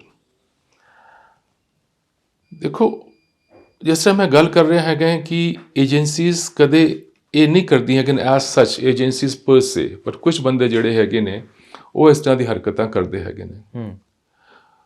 ਸੁਣਿਆ ਸੀ ਮੈਂ ਕਿ ਉਸ ਵੇਲੇ ਕੀ ਹੋਣਾ ਸ਼ੁਰੂ ਹੋਇਆ ਸੀ, ਇੱਕ ਕੋਸ਼ਿਸ਼ ਹੋਣੀ ਸ਼ੁਰੂ ਹੋਈ ਸੀ ਕਿ ਕਿਸ ਤਰੀਕੇ ਦੇ ਨਾਲ ਇਸ ਤਰ੍ਹਾਂ ਦਾ ਮਾਹੌਲ ਬਣਾਇਆ ਜਾ ਸਕੇ ਕਿ ਪੰਜਾਬ ਦੇ ਉੱਤੇ ਇਸ ਤਰ੍ਹਾਂ ਦਾ ਨਾਟ necessarily operation blue star, but ਇਸ ਤਰ੍ਹਾਂ ਦਾ ਜਿਹੜਾ ਹੈਗਾ ਕੋਈ ਕਾਲੇ ਬਾਦਲ ਜਿਹੜੇ ਹੈਗੇ ਨੇ ਮੰਡਰਾਣੇ ਸ਼ੁਰੂ ਹੋ ਜਾਣ। ਸੁਣਿਆ ਸੀ ਮੈਂ ਯੈਸ ਕਿ ਉਸ ਵੇਲੇ ਦੇਖੋ ਪਬਲਿਕ ਓਪੀਨੀਅਨ ਬਹੁਤ ਵੱਡੀ ਚੀਜ਼ ਹੁੰਦੀ ਹੈਗੀ ਹੈ। ਉਸ ਵੇਲੇ ਸੁਣਿਆ ਸੀ ਮੈਂ ਕਿ ਕਈ ਥਾਵਾਂ ਤੇ ਦੇਸ਼ ਦੇ ਵਿੱਚ ਵਿਦੇਸ਼ ਦੇ ਵਿੱਚ ਇਸ ਤਰ੍ਹਾਂ ਦੀ ਕਈ ਮੀਟਿੰਗਸ ਵੀ ਹੋਈਆਂ ਸਨ ਤੇ ਇੱਕ ਕੋਸ਼ਿਸ਼ ਹੋਈ ਸੀ ਪੂਰੀ, ਜਿਸ ਤਰ੍ਹਾਂ ਸੁਣਿਆ ਹੈਗਾ ਮੈਂ ਕਿ PM ਨੂੰ ਤਾਰ ਪਾ ਦਿਓ। ਉਸ ਵੇਲੇ ਤਾਰ ਹੁੰਦੇ ਸਨ, ਟੈਲੀਗ੍ਰਾਮਸ, ਰਾਈਟ। ਉਸ ਵੇਲੇ ਪੋਸਟ ਚਿੱਠੀਆਂ ਹੁੰਦੀਆਂ ਸਨ, ਇਹ ਚਿੱਠੀਆਂ ਪਾਓ PM ਨੂੰ, ਟੈਲੀਗ੍ਰਾਮ ਪਾਓ ਕਿ ਪੰਜਾਬ ਜਿਹੜਾ ਹੈਗਾ ਹੱਥੋਂ ਨਿਕਲ ਜਾਏਗਾ, ਪਾਕਿਸਤਾਨ ਇਹ ਕਰ ਦੇਗਾ, ਉਹ ਕਰ ਦੇਗਾ, you have to take action. ਇਸ ਪ੍ਰਕਾਰ ਦਾ ਇੱਕ ਪਬਲਿਕ ਓਪੀਨੀਅਨ ਮਾਊਂਟ ਕਰਨ ਦੀ ਕੋਸ਼ਿਸ਼ ਕਾਫੀ ਅਨਸਰਾਂ ਨੇ, ਜਿੱਥੇ ਤੱਕ ਮੈਨੂੰ ਪਤਾ ਹੈਗਾ, ਕੀਤੀ ਸੀ। ਉਹ ਤੋਂ ਪ੍ਰੈਸ਼ਰਾਈਜ਼ ਮੇਰਾ ਖਿਆਲ ਹੈਗਾ ਹੋਣਾ ਸ਼ੁਰੂ ਹੋ ਗਿਆ PMO ਵੀ। ਔਰ PMO ਦੇ ਵਿਚਕਾਰ ਵੀ ਕੁਝ ਉਸ ਵੇਲੇ ਜਿਹੜੇ ਬੰਦੇ ਸਨ ਜੀ, ਵੈਰੀ ਟੌਪ ਰੈਂਕਿੰਗ ਪਰਸਨ, ਜਿਨ੍ਹਾਂ ਦੇ ਕਿ ਪ੍ਰਧਾਨ ਮੰਤਰੀ ਦੇ ਨਾਲ ਖਾਣਾ ਵੀ ਖਾ ਲਿਓ, ਕਦੇ ਮਿਲ ਵੀ ਲਿਓ, ਚਾਹ ਵੀ ਪੀ ਲਿਓ, ਦੈਟ ਕਾਈਂਡ ਸਿੱਧੀ ਗੱਲਬਾਤ ਜਿਹੜੀ ਹੈਗੀ ਹੈ। ਉਹਨਾਂ ਦੇ ਵਿਚਕਾਰ ਵੀ ਇੱਕ ਕਮਿਊਨਲ ਜਿਹਾ ਭਾਵਨਾ ਆ ਗਈ ਸੀ, ਨੋ ਡਾਊਟ ਅਬਾਊਟ ਇਟ। ਕਿ ਕਿਸ ਤਰੀਕੇ ਦੇ ਨਾਲ ਇਹ ਸਿਚੁਏਸ਼ਨ ਜਿਹੜੀ ਹੈਗੀ ਹੈ ਇਹਨੂੰ ਆਪਣੇ ਹੱਥ 'ਚ ਕਰ ਲਈਏ, ਵਿਗਾੜ ਦਈਏ। ਸਿਰਫ ਉਹੀ ਜਿਹੜੀ ਹੈਗੀ ਹੈ ਵਨ ਅਪਮੈਨਸ਼ਿਪ, ਉਹਨੂੰ ਪ੍ਰੋਬਬਲੀ ਸ਼ਾਇਦ ਇਹ ਕਿਹਾ ਜਾਂਦਾ ਹੋਣਾ ਹੈ ਮੇਰੇ ਖਿਆਲ ਦੇ ਵਿੱਚ ਕਿ ਪੰਜਾਬ ਦੇ ਵਿੱਚ ਕਾਂਗਰਸ ਆ ਜਾਣੀ ਚਾਹੀਦੀ ਹੈਗੀ ਹੈ। ਤੇ ਸਾਰੀ ਜਿਹੜੀ ਕੋਸ਼ਿਸ਼ਾਂ ਹੈਗੀਆਂ ਨੇ, ਪ੍ਰਯਤਨ ਜਿਹੜੇ ਹੈਗੇ ਨੇ ਕਾਂਗਰਸ ਨੂੰ ਲਿਆਉਣ ਲਈ, ਇਹ ਜਿਹੜੀ ਕੰਜ ਫੂਕ ਮਾਰੀ ਇਸ ਪਾਸੇ, ਉਹ ਕੰਜ ਦੂਸਰੀ ਫੂਕ ਮਾਰੀ, ਉਹ ਜਿਹੜਾ ਚੱਲਦਾ ਰਿਹਾ। ਔਰ ਦੂਜੀ ਵੀ ਜਿਹੜੀ ਸਿਆਸੀ ਪਾਰਟੀਆਂ ਸਨ ਉਸ ਵੇਲੇ, ਉਹਨਾਂ ਦੇ ਵੱਲੋਂ ਵੀ ਲਗਾਤਾਰ ਕੋਸ਼ਿਸ਼ ਹੋ ਰਹੀ ਸੀ ਕਿ ਇੱਕ ਪੋਲੀਟੀਕਲ ਪਾਰਟੀ ਨੂੰ ਦੂਜੀ ਪੋਲੀਟੀਕਲ ਪਾਰਟੀ ਨੂੰ ਨਾ ਆਉਣ ਦਿਓ, ਸਾਡਾ ਰਾਜ ਹੋਣਾ ਚਾਹੀਦਾ, ਸਾਡਾ ਜਿਹੜਾ ਹੈਗਾ ਇੱਥੇ ਪੰਜਾਬ ਸਾਡਾ ਹੈਗਾ, ਪੰਜਾਬ ਦੇ ਹੁਕਮਰਾਨ ਅਸੀਂ ਹੋਵਾਂਗੇ। ਇਟਸ ਬੇਸਿਕਲੀ ਆਲ ਈਗੋ ਕਲੈਸ਼ਿਸ ਤਾਂ ਨਹੀਂ ਕਹਾਂਗਾ, ਇਹ ਪਰਸਨਲ ਜਿਹੜੇ ਹੁੰਦੇ ਹੈਗੇ ਨੇ, ਪਰਸਨਲ ਟੀਚੇ ਹੁੰਦੇ ਹੈਗੇ ਨੇ, ਉਹਨਾਂ ਨੂੰ ਫੁੱਲਫਿਲ ਕਰਨ ਦੇ ਵਿੱਚ ਪੰਜਾਬ ਜਿਹੜਾ ਹੈਗਾ ਪੱਟੀ ਦੇ ਵਿੱਚ ਇਹਨਾਂ ਨੇ ਪਾ ਦਿੱਤਾ ਸਾਰਿਆਂ ਨੇ ਮਿਲ ਕੇ। ਇੱਕ ਬੜੀ ਅਹਿਮ ਚੀਜ਼ ਸਰ ਇੱਥੇ ਜ਼ਿਕਰ ਇਹ ਵੀ ਕਰਨਾ ਬਣਦਾ, ਕਹਿੰਦੇ ਕਿ ਪੰਜਾਬ ਦੇ ਜਿਹੜੇ ਉਸ ਵੇਲੇ ਤਾਕਤਵਰ ਸਿਆਸੀ ਆਗੂ ਸੀ, ਉਹਨਾਂ ਨੇ ਆਪ ਪਹੁੰਚ ਕੀਤੀ ਸੀ ਇੰਦਰਾ ਗਾਂਧੀ ਤੱਕ ਵੀ ਪੰਜਾਬ ਨੂੰ ਬਚਾਓ। ਮੈਂ ਤਾਂ ਕਿਹਾ ਹੀ ਸਰ, ਮੈਂ ਤਾਂ ਕਿਹਾ ਹੀ ਹਰ ਇਨਸਾਨ ਦੀ ਕੋਸ਼ਿਸ਼ ਸੀ ਕਿ ਹਾਂ ਪੰਜਾਬ ਦੇ ਵਿੱਚ ਆਪਣਾ ਰਾਜ ਆ ਜਾਏ, ਆਪਣਾ ਸਿੱਧਾ ਰਾਜ ਨਹੀਂ ਆਉਂਦਾ ਹੈਗਾ, ਪਰ ਜੇ ਜ਼ਿਆਦਾ ਸਿਚੁਏਸ਼ਨ ਖਰਾਬ ਹੋਏ ਤਾਂ ਉੱਥੇ ਅਲਾਇੰਸ ਤਾਂ ਨਹੀਂ ਹੋ ਸਕਦੀ ਹੈਗੀ। ਪਰ ਕੁਝ ਤਰੀਕੇ ਦੇ ਨਾਲ ਕਿ ਠੀਕ ਹੈ ਅਸੀਂ ਦੋ ਗੱਲ ਕਰ ਰਹੇ ਹੈਗੇ, ਤੁਹਾਡੇ ਸਾਰੇ ਬੰਦੇ ਖਲੋਤੇ ਹੈਗੇ ਨੇ, ਮੈਂ ਤੁਹਾਨੂੰ ਚੰਗਾ ਇਸ ਤਰ੍ਹਾਂ ਕਰਦੇ ਹਾਂ ਕਿ ਤੁਸੀਂ ਪਾਸੇ ਹੋ ਤਾਂ ਮੈਂ ਜਿਹੜਾ ਹੈਗਾ ਤੁਹਾਡੇ TV ਦੇ ਐਂਕਰ ਮੈਂ ਬਣ ਜਾਵਾਂ। ਦੈਟ ਕਾਈਂਡ ਆਫ ਫੀਲਿੰਗ ਜਿਹੜੀ ਹੈਗੀ ਹੈ ਸਾਈਕੋਲੋਜੀਕਲੀ ਸਹੀ ਹੀ ਹੋਏਗੀ, ਗਲਤ ਹੋਏਗੀ ਮੈਂ ਨਹੀਂ ਕਹਿ ਸਕਦਾ, but a kind of a feeling of self fulfilment, satisfaction, ਆਪਣੇ ਈਗੋਜ਼, ਆਪਣੇ ਟੀਚੇ, ਆਪਣੀ ਪਲੈਨਿੰਗ, ਆਪਣੀ ਇੰਟਰੀਗਸ ਅੰਨ੍ਹੇਵਾਹ ਹੀ ਚੱਲ ਰਹੀਆਂ ਸਨ। ਮੈਂ ਦੇਖਿਆ ਇਹਨਾਂ ਚੀਜ਼ਾਂ ਦਾ ਫਾਇਦਾ ਵੀ ਲਿਆ ਉਹਨਾਂ ਨੇ, ਸਿਆਸੀ ਆਗੂਆਂ ਨੇ। ਜਦੋਂ ਅਸੀਂ ਲੋਕ ਸਭਾ ਦੇ ਵਿੱਚ ਗੱਲ ਕਰਦੇ ਤਾਂ ਵੱਡੀ ਮੈਜੋਰਿਟੀ ਦੇ ਨਾਲ ਕਾਂਗਰਸ ਦੀ ਸਰਕਾਰ ਬਣਦੀ ਹੈ। ਪੰਜਾਬ ਦੀ ਅਸੀਂ ਗੱਲ ਕਰੀਏ ਤਾਂ ਪੰਜਾਬ ਦੇ ਵਿੱਚ ਵੀ 92 ਦੇ ਵਿੱਚ ਸਰਕਾਰ ਵਾਲਾ ਕੰਮ ਸ਼ੁਰੂ ਹੋ ਜਾਂਦਾ, ਤਾਂ ਉਹਨਾਂ ਲੋਕਾਂ ਨੂੰ ਪੋਲੀਟੀਕਲੀ ਬੈਨੀਫਿਟ ਮਿਲ ਜਾਂਦੇ ਨੇ ਜਿਨ੍ਹਾਂ ਨੇ ਇਹ ਕੋਸ਼ਿਸ਼ ਕੀਤੀ ਸੀ। ਉਸ ਹਿਸਾਬ ਨਾਲ ਉਹ ਪੂਰੀ ਐਕਸਰਸਾਈਜ਼ ਹੀ ਪੋਲੀਟੀਕਲ ਟੀਚਿਆਂ ਲਈ ਹੁੰਦੀ ਹੈਗੀ ਹੈ, ਹੁਣ ਵੀ ਹੁੰਦੀ ਹੈਗੀ ਹੈ। ਜਿਸ ਤਰ੍ਹਾਂ ਮੈਂ ਦੱਸਿਆ, ਮੈਨੂੰ ਕਿਤੇ ਭੇਜਿਆ ਗਿਆ ਸੀ ਕਿ ਇੱਥੇ ਦਾ CM ਜਿਹੜਾ ਹੈਗਾ ਇਹਦਾ ਤਖਤਾ ਪਲਟ ਦਿਓ, ਉਹ ਪਲਟ ਵੀ ਦਿੱਤਾ ਸੀ ਅਸੀਂ, ਤੇ ਕੋਈ ਹੋਰ ਉੱਥੇ CM ਆਇਆ ਸੀ, ਤੇ ਇਟਸ ਆਲ ਪਾਵਰ ਗੇਮ। ਅੱਛਾ ਸਰ, ਇਹ ਬੜਾ ਕਰੂਸ਼ੀਅਲ ਟਾਈਮ ਸੀਗਾ ਜਿਹਦਾ ਆਪਾਂ ਜ਼ਿਕਰ ਕਰ ਰਹੇ ਸੀ ਕਿ ਇੱਕ ਕੋਸ਼ਿਸ਼ ਨਹੀਂ ਹੋਈ, ਵੱਖ-ਵੱਖ ਕੋਸ਼ਿਸ਼ਾਂ ਵੀ ਹੋਈਆਂ ਨੇ ਨਾਲ ਦੀ ਨਾਲ ਪੰਜਾਬ ਨੂੰ ਉਜਾੜਨ ਦੀ। ਅਸੀਂ ਉਹ ਕ੍ਰੂਸ਼ੀਅਲ ਸਮੇਂ ਦੀ ਗੱਲ ਕਰ ਲਈ, ਪਰ ਨਾਲ ਦੀ ਨਾਲ ਉਸ ਤੋਂ ਬਾਅਦ ਬਹੁਤ ਸਾਰੀਆਂ ਚੀਜ਼ਾਂ ਹੋਈਆਂ। ਜਿਵੇਂ ਤੁਹਾਡਾ ਜ਼ਿਕਰ ਕਰਦੇ ਹਾਂ ਤਾਂ ਤੁਸੀਂ ਨਸ਼ੇ ਦੇ ਖਿਲਾਫ ਬਹੁਤ ਵੱਡੀ ਲੜਾਈ ਲੜੀ ਹੈਗੀ ਹੈ। ਅਕਸਰ ਇਹ ਵੀ ਸੁਣਨ ਦੇ ਵਿੱਚ ਆਇਆ ਕਿ ਚਲੋ ਬਾਰਡਰ ਤੋਂ ਪਾਰ ਤਾਂ ਇੱਕ ਵੱਡੀ ਸਾਜ਼ਿਸ਼ ਹੁੰਦੀ ਹੈ ਪੰਜਾਬ ਦੇ ਵਿੱਚ ਨਸ਼ਾ ਪਹੁੰਚਾਉਣਾ ਤੇ ਦੇਸ਼ ਦੇ ਵਿੱਚ ਮਾਹੌਲ ਖਰਾਬ ਕਰਨਾ। ਇੱਥੇ ਵੀ ਬੜਾ ਮਾਹੌਲ ਖਰਾਬ ਹੋਇਆ। ਇੱਥੇ ਵੀ ਪੰਜਾਬ ਦੇ ਵਿੱਚ ਨਸ਼ਾ ਪਹੁੰਚਾਉਣ ਦੀਆਂ ਪੂਰੇ ਭਾਰਤ ਦੇ ਵਾਲੇ ਪਾਸਿਓਂ ਵੀ ਲਗਾਤਾਰ ਕੋਸ਼ਿਸ਼ਾਂ ਹੁੰਦੀਆਂ ਰਹੀਆਂ। ਉਹ ਜਿਹੜਾ ਸਮਾਂ ਸੀਗਾ, ਨਸ਼ੇ ਵਾਲਾ ਦੌਰ ਸੀਗਾ, ਉਹ ਤੁਸੀਂ ਕਿਸ ਤਰੀਕੇ ਨਾਲ ਟਰੈਕ ਕੀਤਾ? ਤੁਸੀਂ ਵੱਡੇ ਪੱਧਰ ਤੇ ਬਹੁਤ ਸਾਰੇ ਲੋਕਾਂ ਦੇ ਨਾਂ ਵੀ ਨਸ਼ਰ ਕੀਤੇ ਸੀ। ਦੇਖੋ, ਇਹ ਸ਼ੁਰੂ ਹੋਇਆ, ਮੇਰੀ ਪੋਸਟਿੰਗ ਹੋਈ ਸੀ ਜਿਸ ਤਰ੍ਹਾਂ ਮੈਂ ਕਿਹਾ ਕਿ ਪੋਲੀਟੀਕਲ ਪਾਰਟੀਆਂ ਦੇ ਨਾਲ ਮੇਰਾ ਕਦੇ ਕੋਈ ਬਹੁਤ ਚੰਗਾ ਸੰਬੰਧ ਨਹੀਂ ਰਿਹਾ। ਮੈਨੂੰ ਪੋਸਟ ਕੀਤਾ ਗਿਆ ਸੀ ਉਸ ਵੇਲੇ ਐਜ਼ ਅ ਪਨਿਸ਼ਮੈਂਟ ਪੋਸਟਿੰਗ, ਜਿਹੜੀ ਖੁੱਡੇ ਲਾਈਨ ਕਹਿੰਦੇ ਹੈਗੇ ਨੇ, ਹੈਡ ਆਫ ਪ੍ਰਿਜ਼ਨ ਡਿਪਾਰਟਮੈਂਟ। ਮੇਰੇ ਜੁਆਇਨ ਕਰਨ ਪਹਿਲੇ ਵੀ ਉੱਥੇ ਕਈ ਵਾਰ ਹੋ ਚੁੱਕਿਆ ਸੀ, ਪਰ ਮੇਰੇ ਜੁਆਇਨ ਕਰਨ ਦੇ ਇੱਕ ਅੱਧੇ ਦਿਨ ਵਿੱਚ ਹੀ ਕਪੂਰਥਲਾ ਜੇਲ੍ਹ ਦੇ ਵਿੱਚ ਕੁਝ ਕੈਦੀ ਸਨ, ਉਹਨਾਂ ਦੀ ਡੈਥ ਹੋ ਗਈ ਸੀ। ਕਿਹਾ ਜਾਂਦਾ ਸੀ ਕਿ ਉਹਨਾਂ ਨੇ ਨਸ਼ੇ ਦੀ ਓਵਰਡੋਜ਼ ਲਿੱਤੀ ਹੈਗੀ ਹੈ। ਅਤੇ ਮੈਂ ਦੱਸਦਿਆਂ ਤੁਹਾਨੂੰ ਇੱਕ ਹੋਰ ਚੀਜ਼ ਕਿ ਨਸ਼ੇ ਤੁਸੀਂ ਜੇਲ੍ਹਾਂ ਦੇ ਵਿੱਚ ਜਿਹੜੀ ਚੀਜ਼ ਚਾਹੁੰਦੇ ਹੋ ਉੱਥੋਂ ਮਿਲ ਜਾਏਗੀ। ਇਹਦੇ ਤੋਂ ਜ਼ਿਆਦਾ ਕੋਈ ਸੁਰੱਖਿਅਤ ਸਥਾਨ ਨਹੀਂ ਹੈਗਾ। ਹੁਣ ਵੀ ਜਿਹੜਾ ਆਇਆ ਹੈਗਾ ਹੈ ਕਿ ਲਾਰੈਂਸ ਬਿਸ਼ਨੋਈ ਨੇ ਜੇਲ੍ਹ ਦੇ ਵਿੱਚ, ਦਿੱਲੀ ਜੇਲ੍ਹ ਦੇ ਵਿੱਚ ਬਹਿ ਕੇ ਸਾਰੀ ਪਲੈਨਿੰਗ ਕਰਦੀ ਸੀ ਮੂਸੇਵਾਲੇ ਦੇ ਮਰਡਰ ਦੀ। ਉਹਦੇ ਹਿਸਾਬ ਨਾਲ ਬਦਮਾਸ਼ੀ ਕਰਨ ਲਈ ਸਿੱਖ ਜੇਲ੍ਹ ਜਿਹੜੇ ਹੈਗੇ ਉਹਨਾਂ ਤੋਂ ਕੋਈ ਜ਼ਿਆਦਾ ਸੁਰੱਖਿਅਤ ਸਥਾਨ ਨਹੀਂ ਹੈਗਾ। ਜਦੋਂ ਉੱਥੇ ਤਾਂ ਮਰਡਰ ਆਪਣਾ ਡੈਥ ਹੋ ਗਈ ਓਵਰਡੋਜ਼ ਕਰਕੇ, ਉਹਦੇ ਬਾਅਦ ਜੇਲ੍ਹ ਦੇ ਵਿੱਚ ਰਿਵੋਲਟ ਹੋ ਗਿਆ। ਐਂਡ ਜਿਹੜੇ ਬੰਦੀ ਸਨ ਉਹਨਾਂ ਨੇ ਜਿਹੜਾ ਉੱਥੇ ਦਾ ਜੇਲ੍ਹ ਦਾ ਹਸਪੀਟਲ ਸੀ, ਮਲਟੀ ਸਪੈਸ਼ਲਿਟੀ ਹਸਪੀਟਲ ਸੀ, ਬਹੁਤ ਚੰਗਾ, ਉਹਦੇ 'ਤੇ ਅਟੈਕ ਕਰ ਦਿੱਤਾ। ਅਤੇ ਜਿਹੜਾ ਵੀ ਉਹਨਾਂ ਦੇ ਹੱਥ 'ਚ ਆ ਉਹਨਾਂ ਨੂੰ ਜਾਪਿਆ ਕੋਈ ਨਾ ਕੋਈ ਨਸ਼ੇ ਵਾਲੀ ਚੀਜ਼ ਹੋਏਗੀ, ਚਾਹੇ ਸਿੰਥੈਟਿਕ ਡਰੱਗ ਹੈਗੀ ਹੈ, ਦਵਾਈਆਂ ਵੀ ਕਈ ਇਸ ਤਰ੍ਹਾਂ ਦੀ ਹੁੰਦੀਆਂ ਨੇ, ਐਲਪ੍ਰੈਕਸ ਵਗੈਰਾ ਕੀ ਕੁਛ ਹੁੰਦਾ ਹੈਗਾ ਜਿਹਦੇ ਨਸ਼ਾ ਹੁੰਦਾ ਹੈਗਾ, ਉਹ ਉਹਨਾਂ ਨੇ ਲੁੱਟਾ ਕਰਕੇ ਖਾ ਲਿੱਤਾ ਅਤੇ ਅੱਗ ਵੀ ਲਾ ਦਿੱਤੀ। ਉਹਦੇ ਬਾਅਦ ਲਾਰਜ ਸਕੇਲ 'ਤੇ ਲੋਕਾਂ ਦੀ ਹਾਲਤ ਖਰਾਬ ਹੋ ਗਈ। ਦੇਵਰ ਦਰਦ ਦੇ ਵਿੱਚ ਸਨ, ਬੁਰਾ ਹਾਲ ਸੀ। ਤੇ ਉਹ ਜਦੋਂ ਵੇਖਿਆ ਮੈਂ, ਤਾਂ ਉਹਦੇ ਬਾਅਦ ਪਹਿਲੀ ਵਾਰੀ ਸੀ ਕਿ ਮੈਂ ਹਿੱਲ ਗਿਆ ਕਿ ਹਾਂ ਇੰਨਾ ਨਸ਼ੇ ਦੀ ਇਹ ਹਾਲਤ ਹੈਗੀ। ਪਹਿਲੇ ਮੈਂ ਸਟੱਡੀ ਜ਼ਰੂਰ ਕੀਤਾ ਸੀ ਕਿ ਹਾਂ ਨਸ਼ੇ ਹੈਗੇ ਨੇ। ਨਸ਼ੇ ਨੂੰ ਪਹਿਲੀ ਵਾਰੀ ਸਟੱਡੀ ਕੀਤਾ ਸੀ ਮੈਂ ਸ਼ਾਇਦ 2007 ਦੇ ਵਿੱਚ। ਇੱਕ ਰਿਪੋਰਟ ਬਣਾਈ ਸੀ ਮੈਂ, ਕਿ ਰਿਪੋਰਟ ਇਹ ਸੀ ਕਿ ਪੰਜਾਬ ਦੇ ਵਿੱਚ ਕਿਹੜੇ ਇਸ ਤਰ੍ਹਾਂ ਦੇ ਅਨਸਰ ਹੈਗੇ ਨੇ ਜਿਹੜਾ ਕਿ ਸਮਾਜ ਦੇ ਉੱਤੇ ਆਪਣਾ ਬੈਡ ਇਨਫਲੂਐਂਸ ਪਾ ਕਰਕੇ, ਚਾਹੇ ਗੈਂਗਸਟਰਸ ਹੈਗੇ ਨੇ, ਚਾਹੇ ਬਾਹੂਬਲੀ ਹੈਗੇ ਨੇ, ਚਾਹੇ ਡਰੱਗ ਸਮਗਲਰਸ ਹੈਗੇ ਨੇ, ਚਾਹੇ ਹੋਰ ਜਿਹੜੇ ਤੁਹਾਨੂੰ ਪਤਾ ਹੈ ਪਾਵਰ ਮਾਫੀਆਜ਼ ਜਿਹੜੇ ਹੈਗੇ ਨੇ, ਉਹਨਾਂ ਦੇ ਬਾਰੇ ਮੈਂ ਇੱਕ ਸਟੱਡੀ ਕੀਤੀ ਸੀ, ਪੂਰੀ ਪਾਵਰ ਮਾਫੀਆ ਦੇ ਬਾਰੇ ਜੀ। ਅਤੇ ਉਸ ਵੇਲੇ ਮੈਨੂੰ ਪਹਿਲੀ ਵਾਰ ਪਤਾ ਲੱਗਿਆ ਸੀ ਕਿ ਡਰੱਗਸ ਦਾ ਇਹ ਇੱਥੇ ਹਾਲ ਹੈਗਾ। ਪਰ ਜਦੋਂ ਇਹ ਵੇਖਿਆ ਜੇਲ੍ਹਾਂ ਦੇ ਵਿੱਚ ਮੈਂ ਹਾਲਤ, ਉਹਦੇ ਬਾਅਦ ਮੈਂ ਹਿੱਲ ਗਿਆ। ਖਾਸ ਕਰਕੇ ਕਪੂਰਥਲਾ ਜੇਲ੍ਹ ਤੋਂ, ਉੱਥੋਂ ਮੇਰੀ ਸ਼ੁਰੂਆਤ ਹੋਈ। ਮੈਂ ਕਿਹਾ ਓਕੇ, ਲੈਟਸ ਸਟੱਡੀ ਇਟ। ਔਰ ਇਹ ਵੀ ਦੱਸਾਂ ਮੈਂ ਤੁਹਾਨੂੰ, ਦੇਖੋ ਇੱਕ ਬੜਾ ਕੰਟਰੋਵਰਸ਼ੀਅਲ ਸਟੇਟਮੈਂਟ ਮੈਂ ਦੇਣ ਦੀ ਕੋਸ਼ਿਸ਼ ਕਰ ਰਿਹਾ ਹੈਗਾ। mid-80s ਦੀ ਪਹਿਲੀ ਵਾਰੀ ਜਿਹੜੀ ਡਰੱਗਸ ਪੰਜਾਬ ਦੇ ਵਿੱਚ ਆਈਆਂ ਹੈਗੀਆਂ ਨੇ, ਉਹ mid-80s ਦੇ ਵਿੱਚ ਹੀ ਆਈਆਂ ਹੈਗੀਆਂ ਨੇ। ਉਸ ਵੇਲੇ ਜਦੋਂ ਪੁਲਿਸ ਨੂੰ ਔਰ ਅਥਾਰਟੀਜ਼ ਨੂੰ, ਏਜੰਸੀਜ਼ ਨੂੰ ਪਤਾ ਨਹੀਂ ਲੱਗਿਆ ਸੀ ਕਿ ਚਿੱਟਾ ਪਾਊਡਰ ਹੈ ਕੀ। ਅਤੇ ਉਹਦਾ ਫਿਰ ਜਦੋਂ ਟੈਸਟ ਟੂਸਟ ਹੋਇਆ, ਫੋਰੈਂਸਿਕ ਲੈਬਸ ਵਗੈਰਾ ਜਿੱਥੋਂ ਵੀ ਕਰਾਇਆ ਹੋਇਆ, ਉਹਨਾਂ ਨੇ ਪਤਾ ਨਹੀਂ। ਅਤੇ ਉਹਦੇ ਬਾਅਦ ਪਤਾ ਹੋਇਆ ਕਿ ਇਹ ਤਾਂ heroin verse that's grade 3 heroin, right. ਜਿਹੜਾ ਫੀਮ ਹੈਗੀ ਹੈ ਉਹਦਾ ਤੋਂ ਕਈ ਵਾਰੀ ਪ੍ਰੋਸੈਸ ਹੋ ਕਰਕੇ ਗ੍ਰੇਡ 3 ਅੱਜ ਦੀ ਤਰੀਕ ਸਾਰਿਆਂ ਤੋਂ ਵੱਡੀ ਚੰਗੀ ਹੈਰੋਇਨ ਮਾਨੀ ਜਾਂਦੀ ਹੈਗੀ। ਇਟ ਵਾਸ ਗ੍ਰੇਡ 3 ਹੈਰੋਇਨ, ਇਹਦੀ ਇੰਟਰਨੈਸ਼ਨਲ ਮਾਰਕੀਟ ਕਾਫੀ ਸੀ। ਇਹ ਆਇਆ ਸੀ, ਕੁਛ ਹਥਿਆਰ ਆਏ ਸਨ, ਕੁਛ ਅਸਲਾ ਆਇਆ ਸੀ, ਕੁਛ ਐਕਸਪਲੋਸਿਵਸ ਆਏ ਸਨ ਜੀ, ਉਹਦੇ ਨਾਲ ਆਇਆ ਸੀ, ਰਾਈਟ। ਇੱਕ ਪੰਜਾਬ ਦੇ ਵਿੱਚ ਇੱਕ ਇਹ ਥਾਟ ਪ੍ਰੋਸੈਸ ਹੈਗਾ ਹੈ ਕਿ ਡਰੱਗਸ ਜਿਹੜੇ ਹੈਗੇ ਨੇ ਉਹ ਮਿਲੀਟੈਂਟਸ ਲਿਆਏ। I don't believe in that. ਮੈਂ ਨਹੀਂ ਕਹਿੰਦਾ ਕਿ ਕਿਸੇ ਮਿਲੀਟੈਂਟ ਨੇ ਉਸ ਵੇਲੇ ਡਰੱਗਸ ਜਿਹੜੀ ਹੈਗੀਆਂ ਨੇ, ਚਿੱਟਾ ਜਿਹੜਾ ਹੈਗਾ ਲਿਆ ਕਰਕੇ ਇੱਥੇ ਵੇਚਣ ਦੀ ਕੋਸ਼ਿਸ਼ ਕੀਤੀ। That I think is all bloody nonsense. ਇੱਕ ਵੱਡਾ ਪੱਧਰ ਤੇ ਪ੍ਰਚਾਰ ਚੱਲਦਾ ਰਿਹਾ, ਬੜਾ ਚੱਲਦਾ ਰਿਹਾ ਵੀ ਪੈਸੇ ਕਮਾਉਣ ਦੇ ਲਈ ਇਹ ਰਸਤਾ ਵੀ ਅਪਣਾਇਆ ਗਿਆ। ਜਦੋਂ ਕਿ ਹਾਲਾਤ ਇਹ ਹੈਗੇ ਨੇ, ਪੰਜਾਬ ਬੇਸਿਕਲੀ ਉਸ ਵੇਲੇ ਸੋਨੇ ਦੀ ਸਮਗਲਿੰਗ ਦਾ ਬਹੁਤ ਵੱਡਾ ਰੂਟ ਸੀ। ਔਰ ਆਂਦਾ ਸੀ ਇਸ ਪਾਸੋਂ ਹੀ, ਅੰਮ੍ਰਿਤਸਰ ਹੋ ਗਿਆ, ਗੁਰਦਾਸਪੁਰ ਹੋ ਗਿਆ, ਤੇ ਅੱਗੇ ਫਿਰੋਜ਼ਪੁਰ ਵਗੈਰਾ ਤੋਂ ਆ ਗਿਆ। ਉਹਦੇ ਵਿੱਚ ਸੋਨੇ ਦੀ ਸਮਗਲਿੰਗ 'ਚ ਵੱਡੇ ਬੰਦੇ ਜਿਹੜੇ ਸਨ ਇਨਵੋਲਵ ਸੀ। ਤੇ ਉਹਦੇ ਬਾਅਦ ਜਦੋਂ ਇੰਟਰਨੈਸ਼ਨਲੀ ਸੋਨੇ ਦੇ ਦਾਂ ਜਿਹੜੇ ਹੈਗੇ ਨੇ, ਗੋਲਡ ਦੇ ਪ੍ਰਾਈਸਿਸ ਥੋੜੇ ਸਟੇਬਲਾਈਜ਼ ਹੋ ਗਏ ਜੀ, ਤੇ ਉਹਨਾਂ ਨੂੰ ਜਾਪਿਆ ਕਿ ਇਹਦੇ 'ਚ ਇੰਨਾ ਫਾਇਦਾ ਨਹੀਂ ਹੈਗਾ। ਉਹਦੇ ਬਾਅਦ ਇਹ ਆਇਆ ਕਿ ਡਰੱਗਸ ਦੇ ਵਿੱਚ ਜ਼ਿਆਦਾ ਫਾਇਦਾ ਹੈਗਾ। ਜਦੋਂ ਵੀ ਕੰਸਾਈਨਮੈਂਟ ਆਉਂਦਾ ਸੀ, ਕੰਸਾਈਨਮੈਂਟ ਦੇ ਨਾਲ ਹੀ ਇੱਕ ਹੋਰ ਕੰਸਾਈਨਮੈਂਟ ਆਉਂਦਾ ਸੀ ਡਰੱਗ ਦਾ, ਜਿਹਦਾ ਕੀ ਹੁੰਦਾ ਸੀ ਇਹ ਪੁੱਜੂਗਾ ਉਹਨ ਐਕਸ ਗੋਲਡ ਸਮਗਲਰਸ ਦੇ ਕੋਲ। ਕਿਉਂਕਿ ਇਹ ਦੇਖੋ ਹੱਟੀ ਦੀ ਦੁਕਾਨ ਦਾ ਕਨਸੈਪਟ ਹੈਗੀ ਹੈ, ਜੇ ਤੁਸੀਂ ਆਪਣੇ ਕੋਈ ਸਮਾਨ ਵੇਚਣਾ ਹੱਟੀ ਸਮਾਨ ਤੁਹਾਨੂੰ ਖਰੀਦਣਾ ਪਏਗਾ। ਮਿਲੀਟੈਂਟਸ ਦੇ ਕੋਲ ਇਹ ਤੇ ਨਹੀਂ ਸੀ ਕਿ 1000 2000 5000 10000 ਕਰੋੜ ਮੰਗਾ ਕਰਕੇ ਤੁਸੀਂ ਡਰੱਗਸ ਮੰਗਾ ਲਿਓ।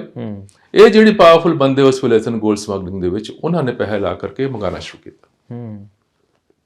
ਸੋ ਮੈਂ ਕਿਹਾ ਇਸ ਵੈਰੀ ਕੰਟਰੋਵਰਸ਼ੀਅਲ ਸਟੇਟਮੈਂਟ ਜਿਹੜਾ ਮੈਂ ਦਿੱਤਾ ਹੈ, but again it's a fact. ਮੈਂ ਚਾਹਾਂਗਾ ਲੋਕਾਂ ਨੂੰ ਪਤਾ ਲੱਗੇ ਇਹਦੇ ਬਾਰੇ। ਬਿਲਕੁਲ ਬੜੀਆਂ ਅਹਿਮ ਚੀਜ਼ਾਂ ਨੇ। ਮੈਨੂੰ ਲੱਗਦਾ ਕਿ ਆਮ ਤੌਰ ਤੇ ਇਹੀ ਕਿਹਾ ਜਾ ਰਿਹਾ ਸੀਗਾ ਕਿ ਉਸ ਮੂਵਮੈਂਟ ਨੂੰ ਜਿਹੜੀ ਸ਼ਾਇਦ ਧਰਮ ਪ੍ਰਚਾਰ ਦੇ ਲਈ ਸ਼ੁਰੂ ਹੋਈ ਸੀ, ਉਹਨੂੰ ਇਸ ਤਰੀਕੇ ਨਾਲ ਹੋਰ ਵੀ ਰੰਗਤਾਂ ਦਿੱਤੀਆਂ ਗਈਆਂ ਤਾਂ ਜੋ ਲੋਕਾਂ ਦੇ ਵਿੱਚ ਮੋਬਿਲਾਈਜ਼ ਕੀਤਾ ਜਾਵੇ, ਲੋਕਾਂ ਨੂੰ ਉਹਨਾਂ ਨੂੰ ਆਪਣੇ ਹਿਸਾਬ ਨਾਲ ਵਰਤਿਆ ਜਾਵੇ, ਜਿਹੜਾ ਇਲੈਕਟੋਰਲ ਪ੍ਰੋਸੈਸ ਦੇ ਵਿੱਚ ਵਰਤਿਆ ਵੀ ਗਿਆ ਬਾਅਦ ਵਿੱਚ। ਉੱਥੋਂ ਮੇਰੀ ਸ਼ੁਰੂ ਹੋਈ ਡਰੱਗਸ ਦੇ ਖਿਲਾਫ ਆਵਾਜ਼ ਚੱਕਣੀ, ਤੇ ਕਾਫੀ ਕੁਝ ਲੜਾਈ ਝਗੜਾ ਹੋਇਆ। ਮੈਨੂੰ ਜਾਪ ਰਿਹਾ ਸੀ ਉਸ ਵੇਲੇ ਕਿ ਮੈਂ ਤਾਂ ਸ਼ਾਇਦ ਪੰਜਾਬ ਦੇ ਵਿੱਚ ਕੋਈ ਰੈਵੋਲਿਊਸ਼ਨ ਲਿਆ ਸਕਦਾ ਹੈ। ਮੈਂ ਉਸ ਭਾਵਨਾ ਨਾਲ ਖੜਾ ਹੋਇਆ, ਪਰ ਫਿਰ ਜੇ ਕੋਈ ਖੜਿਆ ਨਹੀਂ ਹੋਇਆ। ਰੋਜ਼ ਮੇਰੇ ਉੱਤੇ ਕਦੇ ਗੋਲੀਆਂ ਚੱਲ ਰਹੀਆਂ ਨੇ, ਪਰਿਵਾਰ ਦੇ ਇਹ ਉਹ।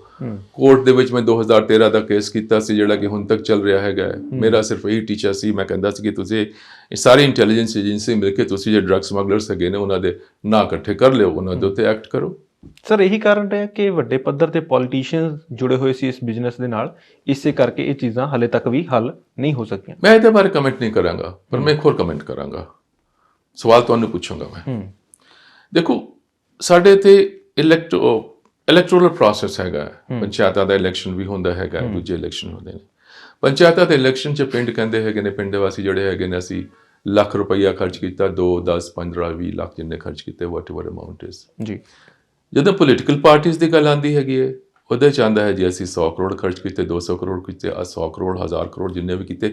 ਹਾਲਾਂਕਿ ਜਦੋਂ ਰਿਪੋਰਟ ਜਾਂਦੀ ਇਲੈਕਸ਼ਨ ਕਮਿਸ਼ਨ, ਉਹਦੇ 'ਚ ਕਹਿੰਦੇ ਅਸੀਂ ਲੱਖ ਰੁਪਇਆ ਕੀਤਾ ਜਾਂ ਅਸੀਂ ਧੇਲਾ ਨਹੀਂ, ਲਿਮਿਟ ਲਿਖੀ ਹੋਈ ਹੈ, ਧੇਲਾ ਨਹੀਂ ਖਰਚ ਕੀਤਾ। ਇਹ ਪੈਸਾ ਜਿਹੜਾ ਹੈਗਾ ਇੰਨਾ ਵਾਧੂ ਲੱਗਦਾ ਹੈਗਾ, ਕਿੱਥੋਂ ਆਉਂਦਾ ਹੈਗਾ? ਕਿ ਤੁਸੀਂ ਆਪਣੀ ਵਾਈਟ ਕਮਾਈ ਜਿਹੜਾ ਤੁਹਾਨੂੰ ਨੌਕਰੀ 'ਚ ਮਿਲਦੀ ਕਿਸੇ ਨੂੰ ਤੁਸੀਂ ਦਿਓਗੇ ਚੰਦੇ 'ਚ? ਮੈਂ ਤਾਂ ਨਹੀਂ ਦਿੰਦਾ। ਤੁਸੀਂ ਦੇ ਸਕਦੇ ਦੇ ਦਿਓ, ਤੁਸੀਂ ਵੱਡੇ ਬੰਦੇ ਹੈਗੇ, ਤੁਹਾਡੇ ਕੋਲ ਚੈਨਲਾਂ ਹੈਗੀਆਂ ਨੇ। ਕਿੱਥੋਂ ਆਉਂਦਾ ਪੈਸਾ? ਮੈਂ ਇਹ ਨਹੀਂ ਕਹਿ ਰਿਹਾ ਸਾਰਾ ਡਰੱਗ ਮਨੀ ਹੈਗੀ, ਨੋ। ਮੈਂ ਕਹਿੰਦਾ ਇਸ ਬੇਸਿਕਲੀ ਔਰ ਟੇਂਟਡ ਮਨੀ।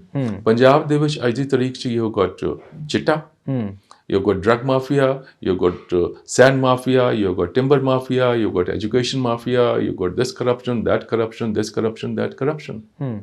ਤੇ ਉੱਥੋਂ ਨੈਚੁਰਲੀ ਪੈਸਾ ਜਾਂਦਾ ਹੈਗਾ ਕਿ ਹਾਂ ਜੀ ਤੁਹਾਡੀ ਸਰਕਾਰ ਆ ਗਈ, ਸਾਨੂੰ ਕੀ ਫਾਇਦਾ ਮਿਲੇਗਾ।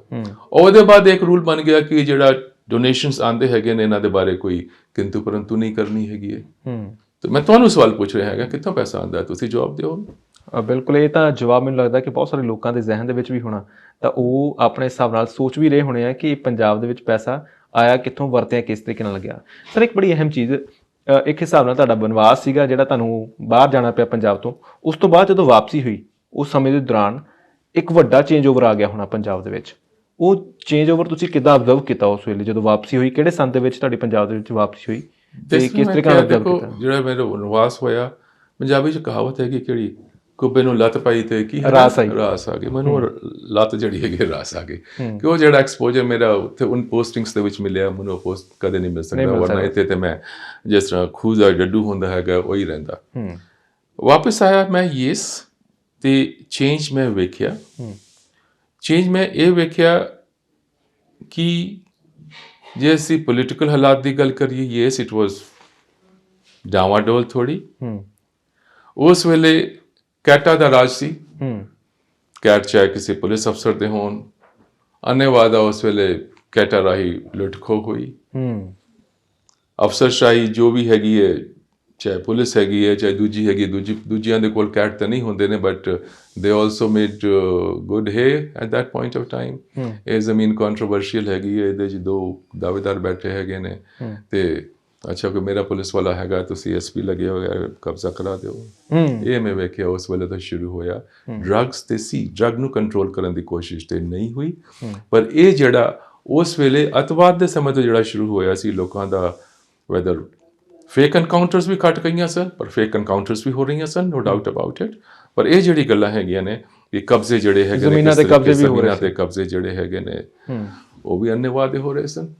ਉਹ ਸਾਰਾ ਸਿਆਸੀ ਸ਼ਾਇਦ ਤਹਿਤ ਹੀ ਹੋ ਰਿਹਾ, ਸਿਆਸੀ ਸ਼ਾਇਦ ਥੋੜਾ ਅਫਸਰਸ਼ਾਹੀ ਜਿਹੜੀ ਹੈਗੀ ਹੈ, ਉਹ ਵੀ ਤੁਸੀਂ ਗੱਲ ਸ਼ੁਰੂ ਕੀਤੀ ਸੀ ਅਫਸਰਸ਼ਾਹੀ ਦੀ, ਤੇ ਮੈਂ ਅਫਸਰਸ਼ਾਹੀ ਦੀ ਗੱਲ ਕਰਨਾ। ਅਫਸਰਸ਼ਾਹੀ ਵੀ ਉਹਦੇ 'ਚ ਕਾਫੀ ਰੋਲ ਉਹਨਾਂ ਨੇ ਦਿੱਤਾ, ਵੱਡੇ ਪੱਧਰ ਤੇ ਕਬਜ਼ੇ ਕਰਨ ਦੇ ਵਿੱਚ। ਵੱਡੇ ਪੱਧਰ ਤੇ ਪੰਜਾਬ ਦੀ ਜ਼ਮੀਨ ਹਥਿਆਉਣ ਦੀ ਕੋਸ਼ਿਸ਼ ਹੋਈ ਉਸ ਵੇਲੇ, ਇੱਕ ਹਿਸਾਬ ਦੇ ਨਾਲ ਅਸੀਂ ਕਹਿ ਸਕਦੇ ਹਾਂ। Yes, no doubt about it. Sir, ਇਹ ਬੜੀ ਅਹਿਮ ਚੀਜ਼ ਹੈ ਕਿ ਹੌਲੀ ਹੌਲੀ ਅਸੀਂ ਦੇਖ ਰਹੇ ਹਾਂ ਅੱਜ ਦੇ ਸਮੇਂ ਦੇ ਵਿੱਚ, ਜਦੋਂ ਅਸੀਂ, ਕਿਉਂਕਿ ਤੁਸੀਂ ਵੀ ਦੇਖ ਰਹੇ ਹੋ ਨੇ, ਤੁਹਾਡੇ ਅੰਦਰ ਵੀ ਦਰਦ ਹੈਗਾ ਕਿ ਇਸ ਤਰੀਕੇ ਨਾਲ ਜੇ ਇੱਕ ਚੀਜ਼ ਹੋ ਰਹੀ ਹੈ ਉਹਦੇ ਖਿਲਾਫ ਆਵਾਜ਼ ਬੁਲੰਦ ਕਰਨੀ ਚਾਹੀਦੀ ਸੀ। ਨਸ਼ਾ ਬਹੁਤ ਵੱਡੀ ਸਮੱਸਿਆ ਰਿਹਾ।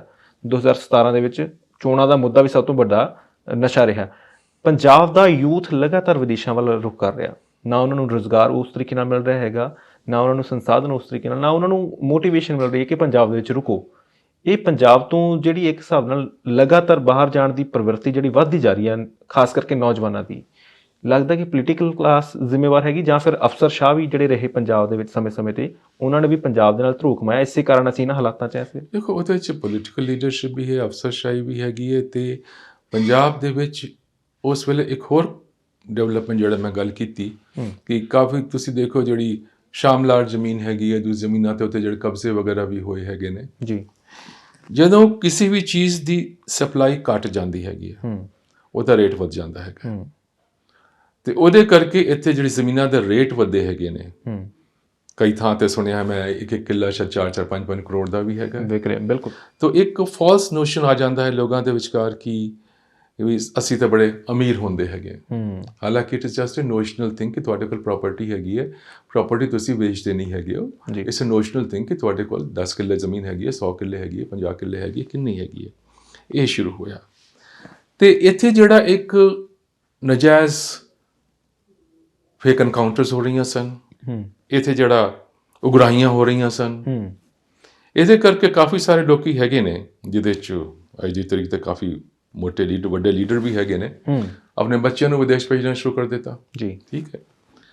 ਸਿਚੁਏਸ਼ਨ ਖਰਾਬ ਹੈ ਤਾਂ ਐਮਪਲੋਇਮੈਂਟ ਨਹੀਂ ਹੈਗਾ, ਨੋਸ਼ਨ ਹੈਗਾ ਕਿ ਸਾਡੇ ਕੋਲ ਬੜਾ ਪੈਸਾ ਹੈਗਾ ਹੈ, ਬੱਚੇ ਕਹਿੰਦੇ ਨੇ ਸਾਨੂੰ ਬਾਹਰ ਭੇਜ ਦਿਓ, ਇੱਕ ਕਿੱਲਾ ਵੇਚ ਦਿਓ, ਵੱਡੀ ਵੱਡੀ ਗੱਡੀਆਂ ਖਰੀਦ ਲਿਓ, 10-10, 12-12 ਫੁੱਟ ਲੰਬੀ ਜਾਂ 100 ਫੁੱਟ ਲੰਬੀ ਜਿੰਨੀ ਵੀ ਹੁੰਦੀ ਹੈਗੀ ਹੈ। ਜੇ ਇੱਕ ਫੇਕ ਸੈਂਸ ਆਫ ਪ੍ਰੋਸਪੈਰਿਟੀ ਆ ਜਾਂਦਾ ਹੈਗਾ ਤਾਂ ਨਸ਼ੇ ਵੀ ਆ ਜਾਂਦੇ ਹੈਗੇ ਨੇ। ਤੇ ਇੱਕ ਜਿਹੜੇ ਮੁੱਦੇ ਹੈਗੇ ਨੇ, ਇਸ ਕਰਕੇ ਬੱਚੇ ਜਿਹੜੇ ਹੈਗੇ ਨੇ ਬਾਹਰ ਜਾਣਾ ਸ਼ੁਰੂ ਹੋਏ, ਤੇ ਉਹਦੇ ਬਾਅਦ ਅੱਜ ਦੀ ਤਾਰੀਖ 'ਚ ਜਿਹੜਾ ਸ਼ੁਰੂ ਹੋ ਗਿਆ ਹੈਗਾ clear cut next gangsters and all ਦੋਸ things, ਉਹ ਵੀ ਹੋ ਗਿਆ। ਇਸ ਸੁਧਾਰ ਲਈ ਜਿਹੜਾ ਮੇਰਾ ਕੇਸ ਚੱਲ ਰਿਹਾ ਹੈ, ਜੋ ਹਾਈ ਕੋਰਟ 'ਚ ਕੀਤਾ ਹੈਗਾ ਮੈਂ 20359 2013 ਦਾ, ਉਹਦੇ ਸਾਰੇ ਮੁੱਦੇ ਮੈਂ ਕੋਰਟ ਦੇ ਵਿੱਚ ਪੇਸ਼ ਕੀਤੇ ਸੀ। ਜੀ, ਮੈਂ ਕਿਹਾ ਸੀ ਜੇ ਸਾਨੂੰ ਆਪਣੀ ਨਸਲ ਸੁਧਾਰਨੀ ਹੈਗੀ ਹੈ, ਸਾਡੇ ਆਪਣੇ ਬੱਚਿਆਂ ਨੂੰ ਸਾਹਮਣਾ ਹੈਗਾ ਹੈ, ਉਹਨਾਂ ਨੂੰ ਠੀਕ ਕਰਨਾ ਹੈਗਾ ਹੈ, ਨਸਲਕੁਸ਼ੀ ਰੋਕਣੀ ਹੈਗੀ ਹੈ, ਤੇ ਕੁਝ ਸਟੈਪਸ ਤੁਹਾਨੂੰ ਲੈਣੇ ਪੈਣਗੇ। ਡਰੱਗਸ ਜਿਹੜੇ ਡੌਨਸ ਹੈਗੇ ਨੇ ਉਹਨਾਂ ਨੂੰ ਰੋਕੋ, ਔਰ ਡਰੱਗ ਡੌਨ ਇੱਕ ਪੈਡਲਰਸ ਨਹੀਂ ਹੁੰਦੇ ਨੇ, ਜਿਸ ਤਰ੍ਹਾਂ ਮੈਂ ਕਿਹਾ ਹੱਟੀ ਹੈਗੀ ਹੈ, ਕਿਸੇ ਨੇ 1000 ਕਰੋੜ ਲਾ ਕਰਕੇ ਡਰੱਗ ਮੰਗਾ ਲਈ, ਹੌਲੀ ਹੌਲੀ ਵੇਚ ਰਿਹਾ ਹੈਗਾ, ਉਹਨਾਂ ਨੂੰ ਫੜੋ ਤੁਸੀਂ। ਜਿਹੜੇ ਬੱਚੇ, ਜਿਹੜੇ ਇਨਸਾਨ ਡਰੱਗਸ ਵਿੱਚ ਪੈ ਗਏ, ਉਹਨਾਂ ਦਾ ਡੀ ਐਡਿਕਸ਼ਨ ਕਰੋ, ਉਹਨਾਂ ਦੀ ਕਾਉਂਸਲਿੰਗ ਕਰੋ, ਉਹਨਾਂ ਦੇ ਪਰਿਵਾਰਾਂ ਦੀ ਕਾਉਂਸਲਿੰਗ ਕਰੋ, ਉਹਨਾਂ ਦਾ ਜਿਹੜਾ ਆਲੇ ਦੁਆਲੇ ਦਾ ਸਮਾਜ ਹੈਗਾ ਉਹਨਾਂ ਵੀ ਕਾਉਂਸਲਿੰਗ ਕਰੋ ਕਿ ਡਰੱਗ ਲੈਣਾ ਜਿਹੜਾ ਹੈਗਾ ਹੈ, ਡਰੱਗ ਲੈਣ ਦੇ ਨਾਲ ਇਸ ਜਸਟ ਡਿਜ਼ੀਜ਼, ਇਹ ਨਹੀਂ ਹੈਗਾ, ਸਟਿਗਮਾ ਨਾ ਲਾਓ ਤੁਸੀਂ। ਉਹਦੇ ਬਾਅਦ ਯੂਥ ਸਰਵਿਸਿਜ਼ ਹੋਣੇ ਚਾਹੀਦੇ ਨੇ, ਖੇਡਾਂ ਦੀ ਜਿਹੜੀ ਹੈਗੀ ਨੇ, ਸਾਡੇ ਪੰਜਾਬੀ ਜਿਹੜੇ ਹੈਗੇ ਨੇ ਖੇਡਾਂ 'ਚ ਹਮੇਸ਼ਾ ਅੱਗੇ ਰਹੇ ਹੈਗੇ, ਤੁਸੀਂ ਖੇਡਾਂ ਨੂੰ ਡਿਵੈਲਪ ਕਰੋ। ਉਹ ਤੁਸੀਂ ਜਿਹੜਾ ਹੈਗਾ ਸ਼ੁਰੂ ਦੇ ਵਿੱਚੋਂ ਹੀ ਸਕੂਲ ਜਿਹੜੇ ਹੈਗੇ ਨੇ ਉਹਦੇ 'ਚ ਇੱਕ ਸਿਲੇਬਸ ਦੇ ਵਿੱਚ ਲਿਆ ਕੇ ਬੱਚਿਆਂ ਨੂੰ ਸ਼ੁਰੂ ਤੋਂ ਹੀ ਗਿਆਨ ਦੇਣ ਦੀ ਕੋਸ਼ਿਸ਼ ਕਰੋ ਕਿ ਡਰੱਗਸ ਕੀ ਹੈਗੀਆਂ ਨੇ। ਕੋਰਟ ਨੇ ਕਿਹਾ ਵੀ ਕਿ ਜਿਹੜਾ ਹੈਗਾ ਸਿਲੇਬਸ ਬਣਾ ਕਰਕੇ ਇਹਦੇ 'ਚ ਇੰਪਲੀਮੈਂਟ ਕਰੋ, ਉਹ ਅਜੇ ਤੱਕ ਨਹੀਂ ਹੋਇਆ। ਡੀ ਐਡਿਕਸ਼ਨ ਸੈਂਟਰਸ ਦੀ ਗੱਲ ਸੀ, 20-30-80 ਮੁੱਦੇ ਕੋਰਟ ਵੱਲੋਂ ਹੁਕਮ ਕਰਾਏ, ਪਰ ਅੱਜ ਤੱਕ ਕਿਸੇ, ਪੰਜਾਬ ਦਾ ਵੀ ਮੈਂ ਵਿਚਕਾਰ ਪਾਇਆ ਸੀ, ਹਰਿਆਣਾ ਨੂੰ ਵੀ ਪਾਇਆ ਸੀ, ਚੰਡੀਗੜ੍ਹ ਨੂੰ, ਕਿਸੇ ਵੀ ਸਰਕਾਰ ਨੇ ਅੱਜ ਤੱਕ ਇਸ ਪਾਸੇ ਕੰਮ ਨਹੀਂ ਕੀਤਾ ਧੇਲੇ ਦਾ। ਇਹ ਬੜੀ ਹੈਰਾਨੀ ਦੀ ਗੱਲ ਹੈ ਕਿ ਅਕਸਰ ਅਸੀਂ ਕਹਿੰਦੇ ਕਿ ਰਾਜਨੇਤਾ ਜਿਹੜੇ ਹੁੰਦੇ ਨੇ ਉਹ ਜਦੋਂ ਚੋਣਾਂ ਹੁੰਦੀਆਂ ਨੇ ਤਾਂ ਲੋਕਾਂ ਦੇ ਵਿੱਚ ਜਾ ਕੇ ਵੱਡੇ ਵੱਡੇ ਵਾਅਦੇ ਕਰਦੇ ਨੇ, ਤਾਂ ਅਸੀਂ ਅਕਸਰ ਇਹ ਚੀਜ਼ਾਂ ਸੁਣੀਆਂ ਨੇ ਕਿ ਅਸੀਂ ਨਸ਼ਾ ਖਤਮ ਕਰ ਦੇਵਾਂਗੇ, ਅਸੀਂ ਵੱਡੀਆਂ ਵੱਡੀਆਂ ਚੀਜ਼ਾਂ ਕਰ ਦੇਵਾਂਗੇ, ਪਰ ਨਹੀਂ ਹੁੰਦੀਆਂ। ਤੁਸੀਂ ਮੈਨੂੰ ਲੱਗਦਾ ਕਾਂਗਰਸ ਦੇ ਦੌਰਾਨ ਵੀ ਤੇ ਅਕਾਲੀ ਸਰਕਾਰ ਦੇ ਦੌਰਾਨ ਵੀ ਕੰਮ ਕੀਤਾ। ਰਾਜਨੇਤਾ ਵੱਲੋਂ ਜਦੋਂ ਤੁਸੀਂ ਉਹਨਾਂ ਨੂੰ ਜਾ ਕੇ ਕੁਝ ਕਹਿੰਦੇ ਸੀ ਵੀ ਆਹ ਵਾਲੀਆਂ ਚੀਜ਼ਾਂ ਹੋ ਰਹੀਆਂ ਨੇ, ਇਹਨਾਂ ਨੂੰ ਰੋਕਿਆ ਜਾ ਸਕਦਾ, ਕਦੀ ਕਿਸੇ ਨੇ ਬਾਂਹ ਫੜੀ ਤੁਹਾਡੀ? ਨਾ, ਉਹ ਕੋਈ ਨਾ ਹੋ ਜਾਏਗਾ, ਕਾਹਦੀ ਚਿੰਤਾ ਕਰਦਾ ਹੈ ਤੂੰ, ਪਤਾ ਹੈ ਸਾਨੂੰ, ਸਾਰਾ ਪਤਾ ਹੈ, ਕੰਮ ਕਰ ਆਪਣਾ ਜਾ ਕੇ। ਦਿਸ ਵਾਸ ਦ ਐਟੀਟਿਊਡ। ਔਰ ਉਹੀ ਬੱਚੇ ਜਿਹੜੇ ਆ ਡਰੱਗਸ ਵਿੱਚ ਪੈ ਰਹੇ ਹੈਗੇ, ਮਾਪੇ ਕਹਿੰਦੇ ਨੇ ਠੀਕ ਹੈ ਕਿੱਲਾ ਵੇਚਦੇ ਨੇ, ਹੁਣ ਇੱਥੋਂ ਬਾਹਰ ਭੇਜੋ, ਕਿ ਬਾਹਰ ਜਾ ਕੇ ਕੁਛ ਨਾ ਕੁਛ ਸੁਧਾਰ ਤੇ ਹੋਏਗਾ, ਕੁਛ ਨਾ ਕੁਛ ਤੇ ਹੋਏਗਾ। ਦੈਟ ਇਜ਼ ਦ, ਇੱਕ ਤਰੀਕੇ ਨਾਲ ਕਹਿੰਦੇ ਨਾ, ਇੱਕ ਵਿਸ਼ਵ ਸਰਕਲ ਜਿਹੜਾ ਹੈਗਾ ਇੱਥੋਂ ਤੁਸੀਂ ਇੱਥੇ ਗਏ ਇੱਥੇ ਘੁੰਮਾ ਕੇ ਫਿਰ ਉਸੇ ਸਰਕਲ ਦੇ ਵਿੱਚ ਘੁੰਮਦੇ ਰਹਿੰਦੇ ਹੋ। ਸਾਡਾ ਪੰਜਾਬ ਅੱਜ ਦੀ ਤਰੀਕ 'ਚ ਉਸ ਵਿਸ਼ਵ ਸਰਕਲ ਦੇ ਵਿੱਚ ਫਸਿਆ ਹੈਗਾ, ਜਿਹਦੇ ਵਿੱਚ ਕਿਸ ਤਰ੍ਹਾਂ ਬਾਹਰ ਨਿਕਲੇਗਾ। ਵੀ ਆਲ ਵਿਸ਼ ਆਲ ਦ ਬੈਸਟ ਐਂਡ ਅਰਦਾਸ ਕਰਨੇ ਵਾਹਿਗੁਰੂ ਦੇ ਅੱਗੇ ਕਿ ਉਸ ਵਿਸ਼ਵ ਸਰਕਲ ਤੋਂ ਨਿਕਲ ਆਏ ਪੰਜਾਬ। ਬਿਲਕੁਲ ਸਰ, ਸਮਾਂ ਜਿੰਨੀ ਕੁ ਆਗਿਆ ਦਿੰਦਾ ਸੀਗਾ ਉਨੀ ਕੁ ਅਸੀਂ ਗੱਲਾਂ ਕਰ ਲਈਆਂ। ਮੈਨੂੰ ਲੱਗਦਾ ਕਿ ਹਲੇ ਬਹੁਤ ਸਾਰੀਆਂ ਗੱਲਾਂ ਨੇ ਜਿਹੜੀਆਂ ਤੁਹਾਡੇ ਕੋਲ ਹੈਗੀਆਂ ਨੇ, ਭਵਿੱਖ ਦੇ ਵਿੱਚ ਵੀ ਤੁਹਾਡੇ ਨਾਲ ਮੁਲਾਕਾਤ ਹੋਊਗੀ, ਉਹਦੇ ਵਿੱਚ ਵੀ ਅਸੀਂ ਪੁੱਛਣ ਦੀ ਕੋਸ਼ਿਸ਼ ਕਰਾਂਗੇ। ਪਰ ਜਾਂਦੇ ਜਾਂਦੇ ਇੱਕ ਬੜਾ ਅਹਿਮ ਸਵਾਲ ਮੈਨੂੰ ਲੱਗਦਾ, ਤੁਸੀਂ ਉਹ ਸਮਾਂ ਦੇਖਿਆ ਜਦੋਂ 1984 ਦੇ ਵਿੱਚ ਇੱਕ ਮੂਵਮੈਂਟ ਚੱਲੀ, ਉਹਨੂੰ ਕਿਸ ਤਰੀਕੇ ਨਾਲ ਡਾਇਰੈਕਸ਼ਨਲੈਸ ਕੀਤਾ ਗਿਆ ਤੇ ਡਾਇਰੈਕਸ਼ਨ ਹੋਰ ਪਾਸੇ ਪਹੁੰਚਾ ਦਿੱਤੀ ਗਈ। ਇਸ ਵੇਲੇ ਵੀ ਇੱਕ ਮੂਵਮੈਂਟ ਚੱਲ ਰਹੀ ਹੈ, ਇੱਕ ਵਹੀਰ ਚੱਲ ਰਹੀ ਹੈ। ਅੰਮ੍ਰਿਤਪਾਲ ਸਿੰਘ ਦਾ ਨਾਮ ਦਾ ਨੌਜਵਾਨ ਤੁਸੀਂ ਆਪਾਂ ਜ਼ਿਕਰ ਵੀ ਕਰਕੇ ਹਟੇ, ਉਹ ਲੋਕਾਂ ਦੇ ਵਿੱਚ ਵਿਚਰ ਰਿਹਾ ਹੈਗਾ। ਲੱਗਦਾ ਕਿ ਫਿਰ ਸਿਮਿਲੈਰਿਟੀ ਜੀ ਨਜ਼ਰ ਆ ਰਹੀ ਹੈ ਦੋਹਾਂ ਇਵੈਂਟਾਂ ਦੇ ਵਿੱਚ, ਉੱਦਾਂ ਦੇ ਹਾਲਾਤ ਦੁਬਾਰਾ ਬਣ ਰਹੇ ਕਿਉਂਕਿ ਤੁਸੀਂ ਉਹ ਚੀਜ਼ ਦੇਖੀ ਹੈ ਆਪਣੀ ਅੱਖਾਂ ਦੇ ਨਾਲ। ਦੇਖੋ, ਮੈਂ ਪੂਰਾ ਇਹਦੇ 'ਚ ਐਗਜ਼ੈਕਟਲੀ ਕਮੈਂਟ ਤਾਂ ਨਹੀਂ ਕਰ ਸਕਦਾ। ਕੁਝ ਮੇਰੇ ਪੱਤਰਕਾਰ ਮਿੱਤਰ ਹੈਗੇ ਨੇ, ਉਹਨਾਂ ਨੇ ਇੰਟਰਵਿਊ ਲਿੱਤਾ ਸੀ, ਉੱਥੇ ਦੇ ਵੀਡੀਓ ਕਲਿੱਪਿੰਗਸ ਵਗੈਰਾ ਭੇਜੀ। ਉਹਨੂੰ ਵੇਖ ਕੇ ਇੱਕ ਫ੍ਰੈਂਚ ਵਰਡ ਹੈਗਾ ਇੱਕ ਦੇਜਾਵੂ, ਕਿ ਇਸ ਤਰ੍ਹਾਂ ਤਾਂ ਕਿਤੇ ਪਹਿਲੇ ਮੈਂ ਵੇਖਿਆ ਸੀ, ਇਹਦਾ ਮਤਲਬ ਇਹ ਹੁੰਦਾ ਹੈਗਾ। ਉਹ ਦੇਜਾਵੂ ਦੀ ਭਾਵਨਾ ਆਉਂਦੀ ਹੈਗੀ ਹੈ ਕਿ ਜਿਹੜਾ ਕੁਛ ਹੈਗਾ ਸ਼ਾਇਦ ਇਸ ਤਰ੍ਹਾਂ ਦੀ ਕੋਈ ਚੀਜ਼ ਪਹਿਲੇ ਵੇਖੀ ਸੀ ਮੈਂ ਤਾਂ ਇਹੀ ਅਰਦਾਸ ਕਰਾਂਗਾ ਰੱਬ ਨੂੰ, ਵਾਹਿਗੁਰੂ ਨੂੰ, ਕਿ ਸਾਰਾ ਠੀਕ ਠਾਕ ਰਹੇ, ਸਭ ਕੁਝ ਠੀਕ ਰਹੇ। ਪਰ ਦੇਖ ਕੇ ਕੁਛ ਲੱਗਿਆ ਕਿ ਆਈ ਡੋਂਟ ਨੋ ਕੀ ਹੈਗਾ। We have to keep our eyes and ears open.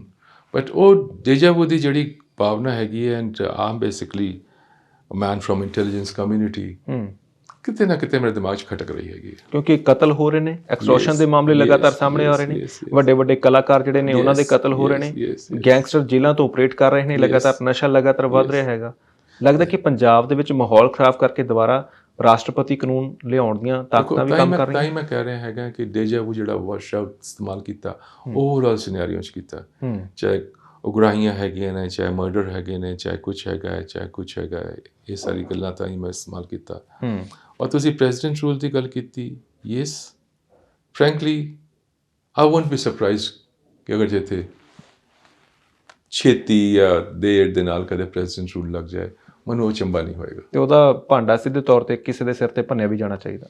ਹਾਂ, ਕਿਸੇ ਨਾ ਕਿਸੇ ਸਿਰ ਤੇ ਭੰਨਿਆ ਜਾਏਗਾ। ਉਹ ਪੋਲੀਟੀਕਲ ਲੀਡਰਸ਼ਿਪ ਹੈ, ਉਹਨੂੰ ਤੈਅ ਕਰਨਾ ਕਿ ਤੁਹਾਡੇ ਸਿਰ ਤੇ ਮਾਰਾ ਜਾਂ ਉਹਨਾਂ ਦੇ ਸਿਰ ਤੇ ਮਾਰਾ, ਕਿ ਉਹਨਾਂ ਦੇ ਸਿਰ ਤੇ ਮਾਰਾ, ਕਿਹਨੂੰ ਬਲੀ ਦਾ ਬੱਕਰਾ ਬਣਾਉਣਾ ਹੈਗਾ, ਉਹ ਵੇਖਿਆ ਜਾਏਗਾ, ਸੋਚਿਆ ਜਾਏਗਾ। ਬਹੁਤ ਸ਼ੁਕਰੀਆ ਸਰ, ਤੁਸੀਂ ਸਮਾਂ ਦਿੱਤਾ, ਬਹੁਤ ਬਹੁਤ ਧੰਨਵਾਦ। ਥੈਂਕ ਯੂ, ਸਤਿ ਸ਼੍ਰੀ ਅਕਾਲ। ਤਾਂ ਬਹੁਤ ਸਾਰੀਆਂ ਗੱਲਾਂ ਨੇ ਜਿਹੜੀਆਂ ਪੰਜਾਬ ਦੇ ਹੱਕ ਦੇ ਵਿੱਚ ਹੋਈਆਂ, ਬਹੁਤ ਸਾਰੀਆਂ ਗੱਲਾਂ ਅਜਿਹੀਆਂ ਨੇ ਜਿਹੜੀਆਂ ਪੰਜਾਬ ਦੇ ਖਿਲਾਫ ਹੋਈਆਂ, ਬਹੁਤ ਸਾਰੀਆਂ ਗੱਲਾਂ ਦਾ ਪਰਦਾ ਅੱਜ ਸ਼ਸ਼ੀ ਕਾਂਤ ਸਰ ਹੋਰਾਂ ਨੇ ਚੱਕਿਆ ਹੈਗਾ। ਬੜੀਆਂ ਬਰੀਕ ਚੀਜ਼ਾਂ ਨੇ ਜਿਹੜੀਆਂ ਪੰਜਾਬ ਦੇ ਲੋਕਾਂ ਨੂੰ ਸਮਝਣੀਆਂ ਪੈਣਗੀਆਂ ਕਿ ਅੱਜ ਜਿਹਨਾਂ ਹਾਲਾਤਾਂ ਦੇ ਵਿੱਚ ਅਸੀਂ ਹੈਗੇ ਹਾਂ, ਜ਼ਿੰਮੇਵਾਰ ਕੌਣ ਹੈਗਾ।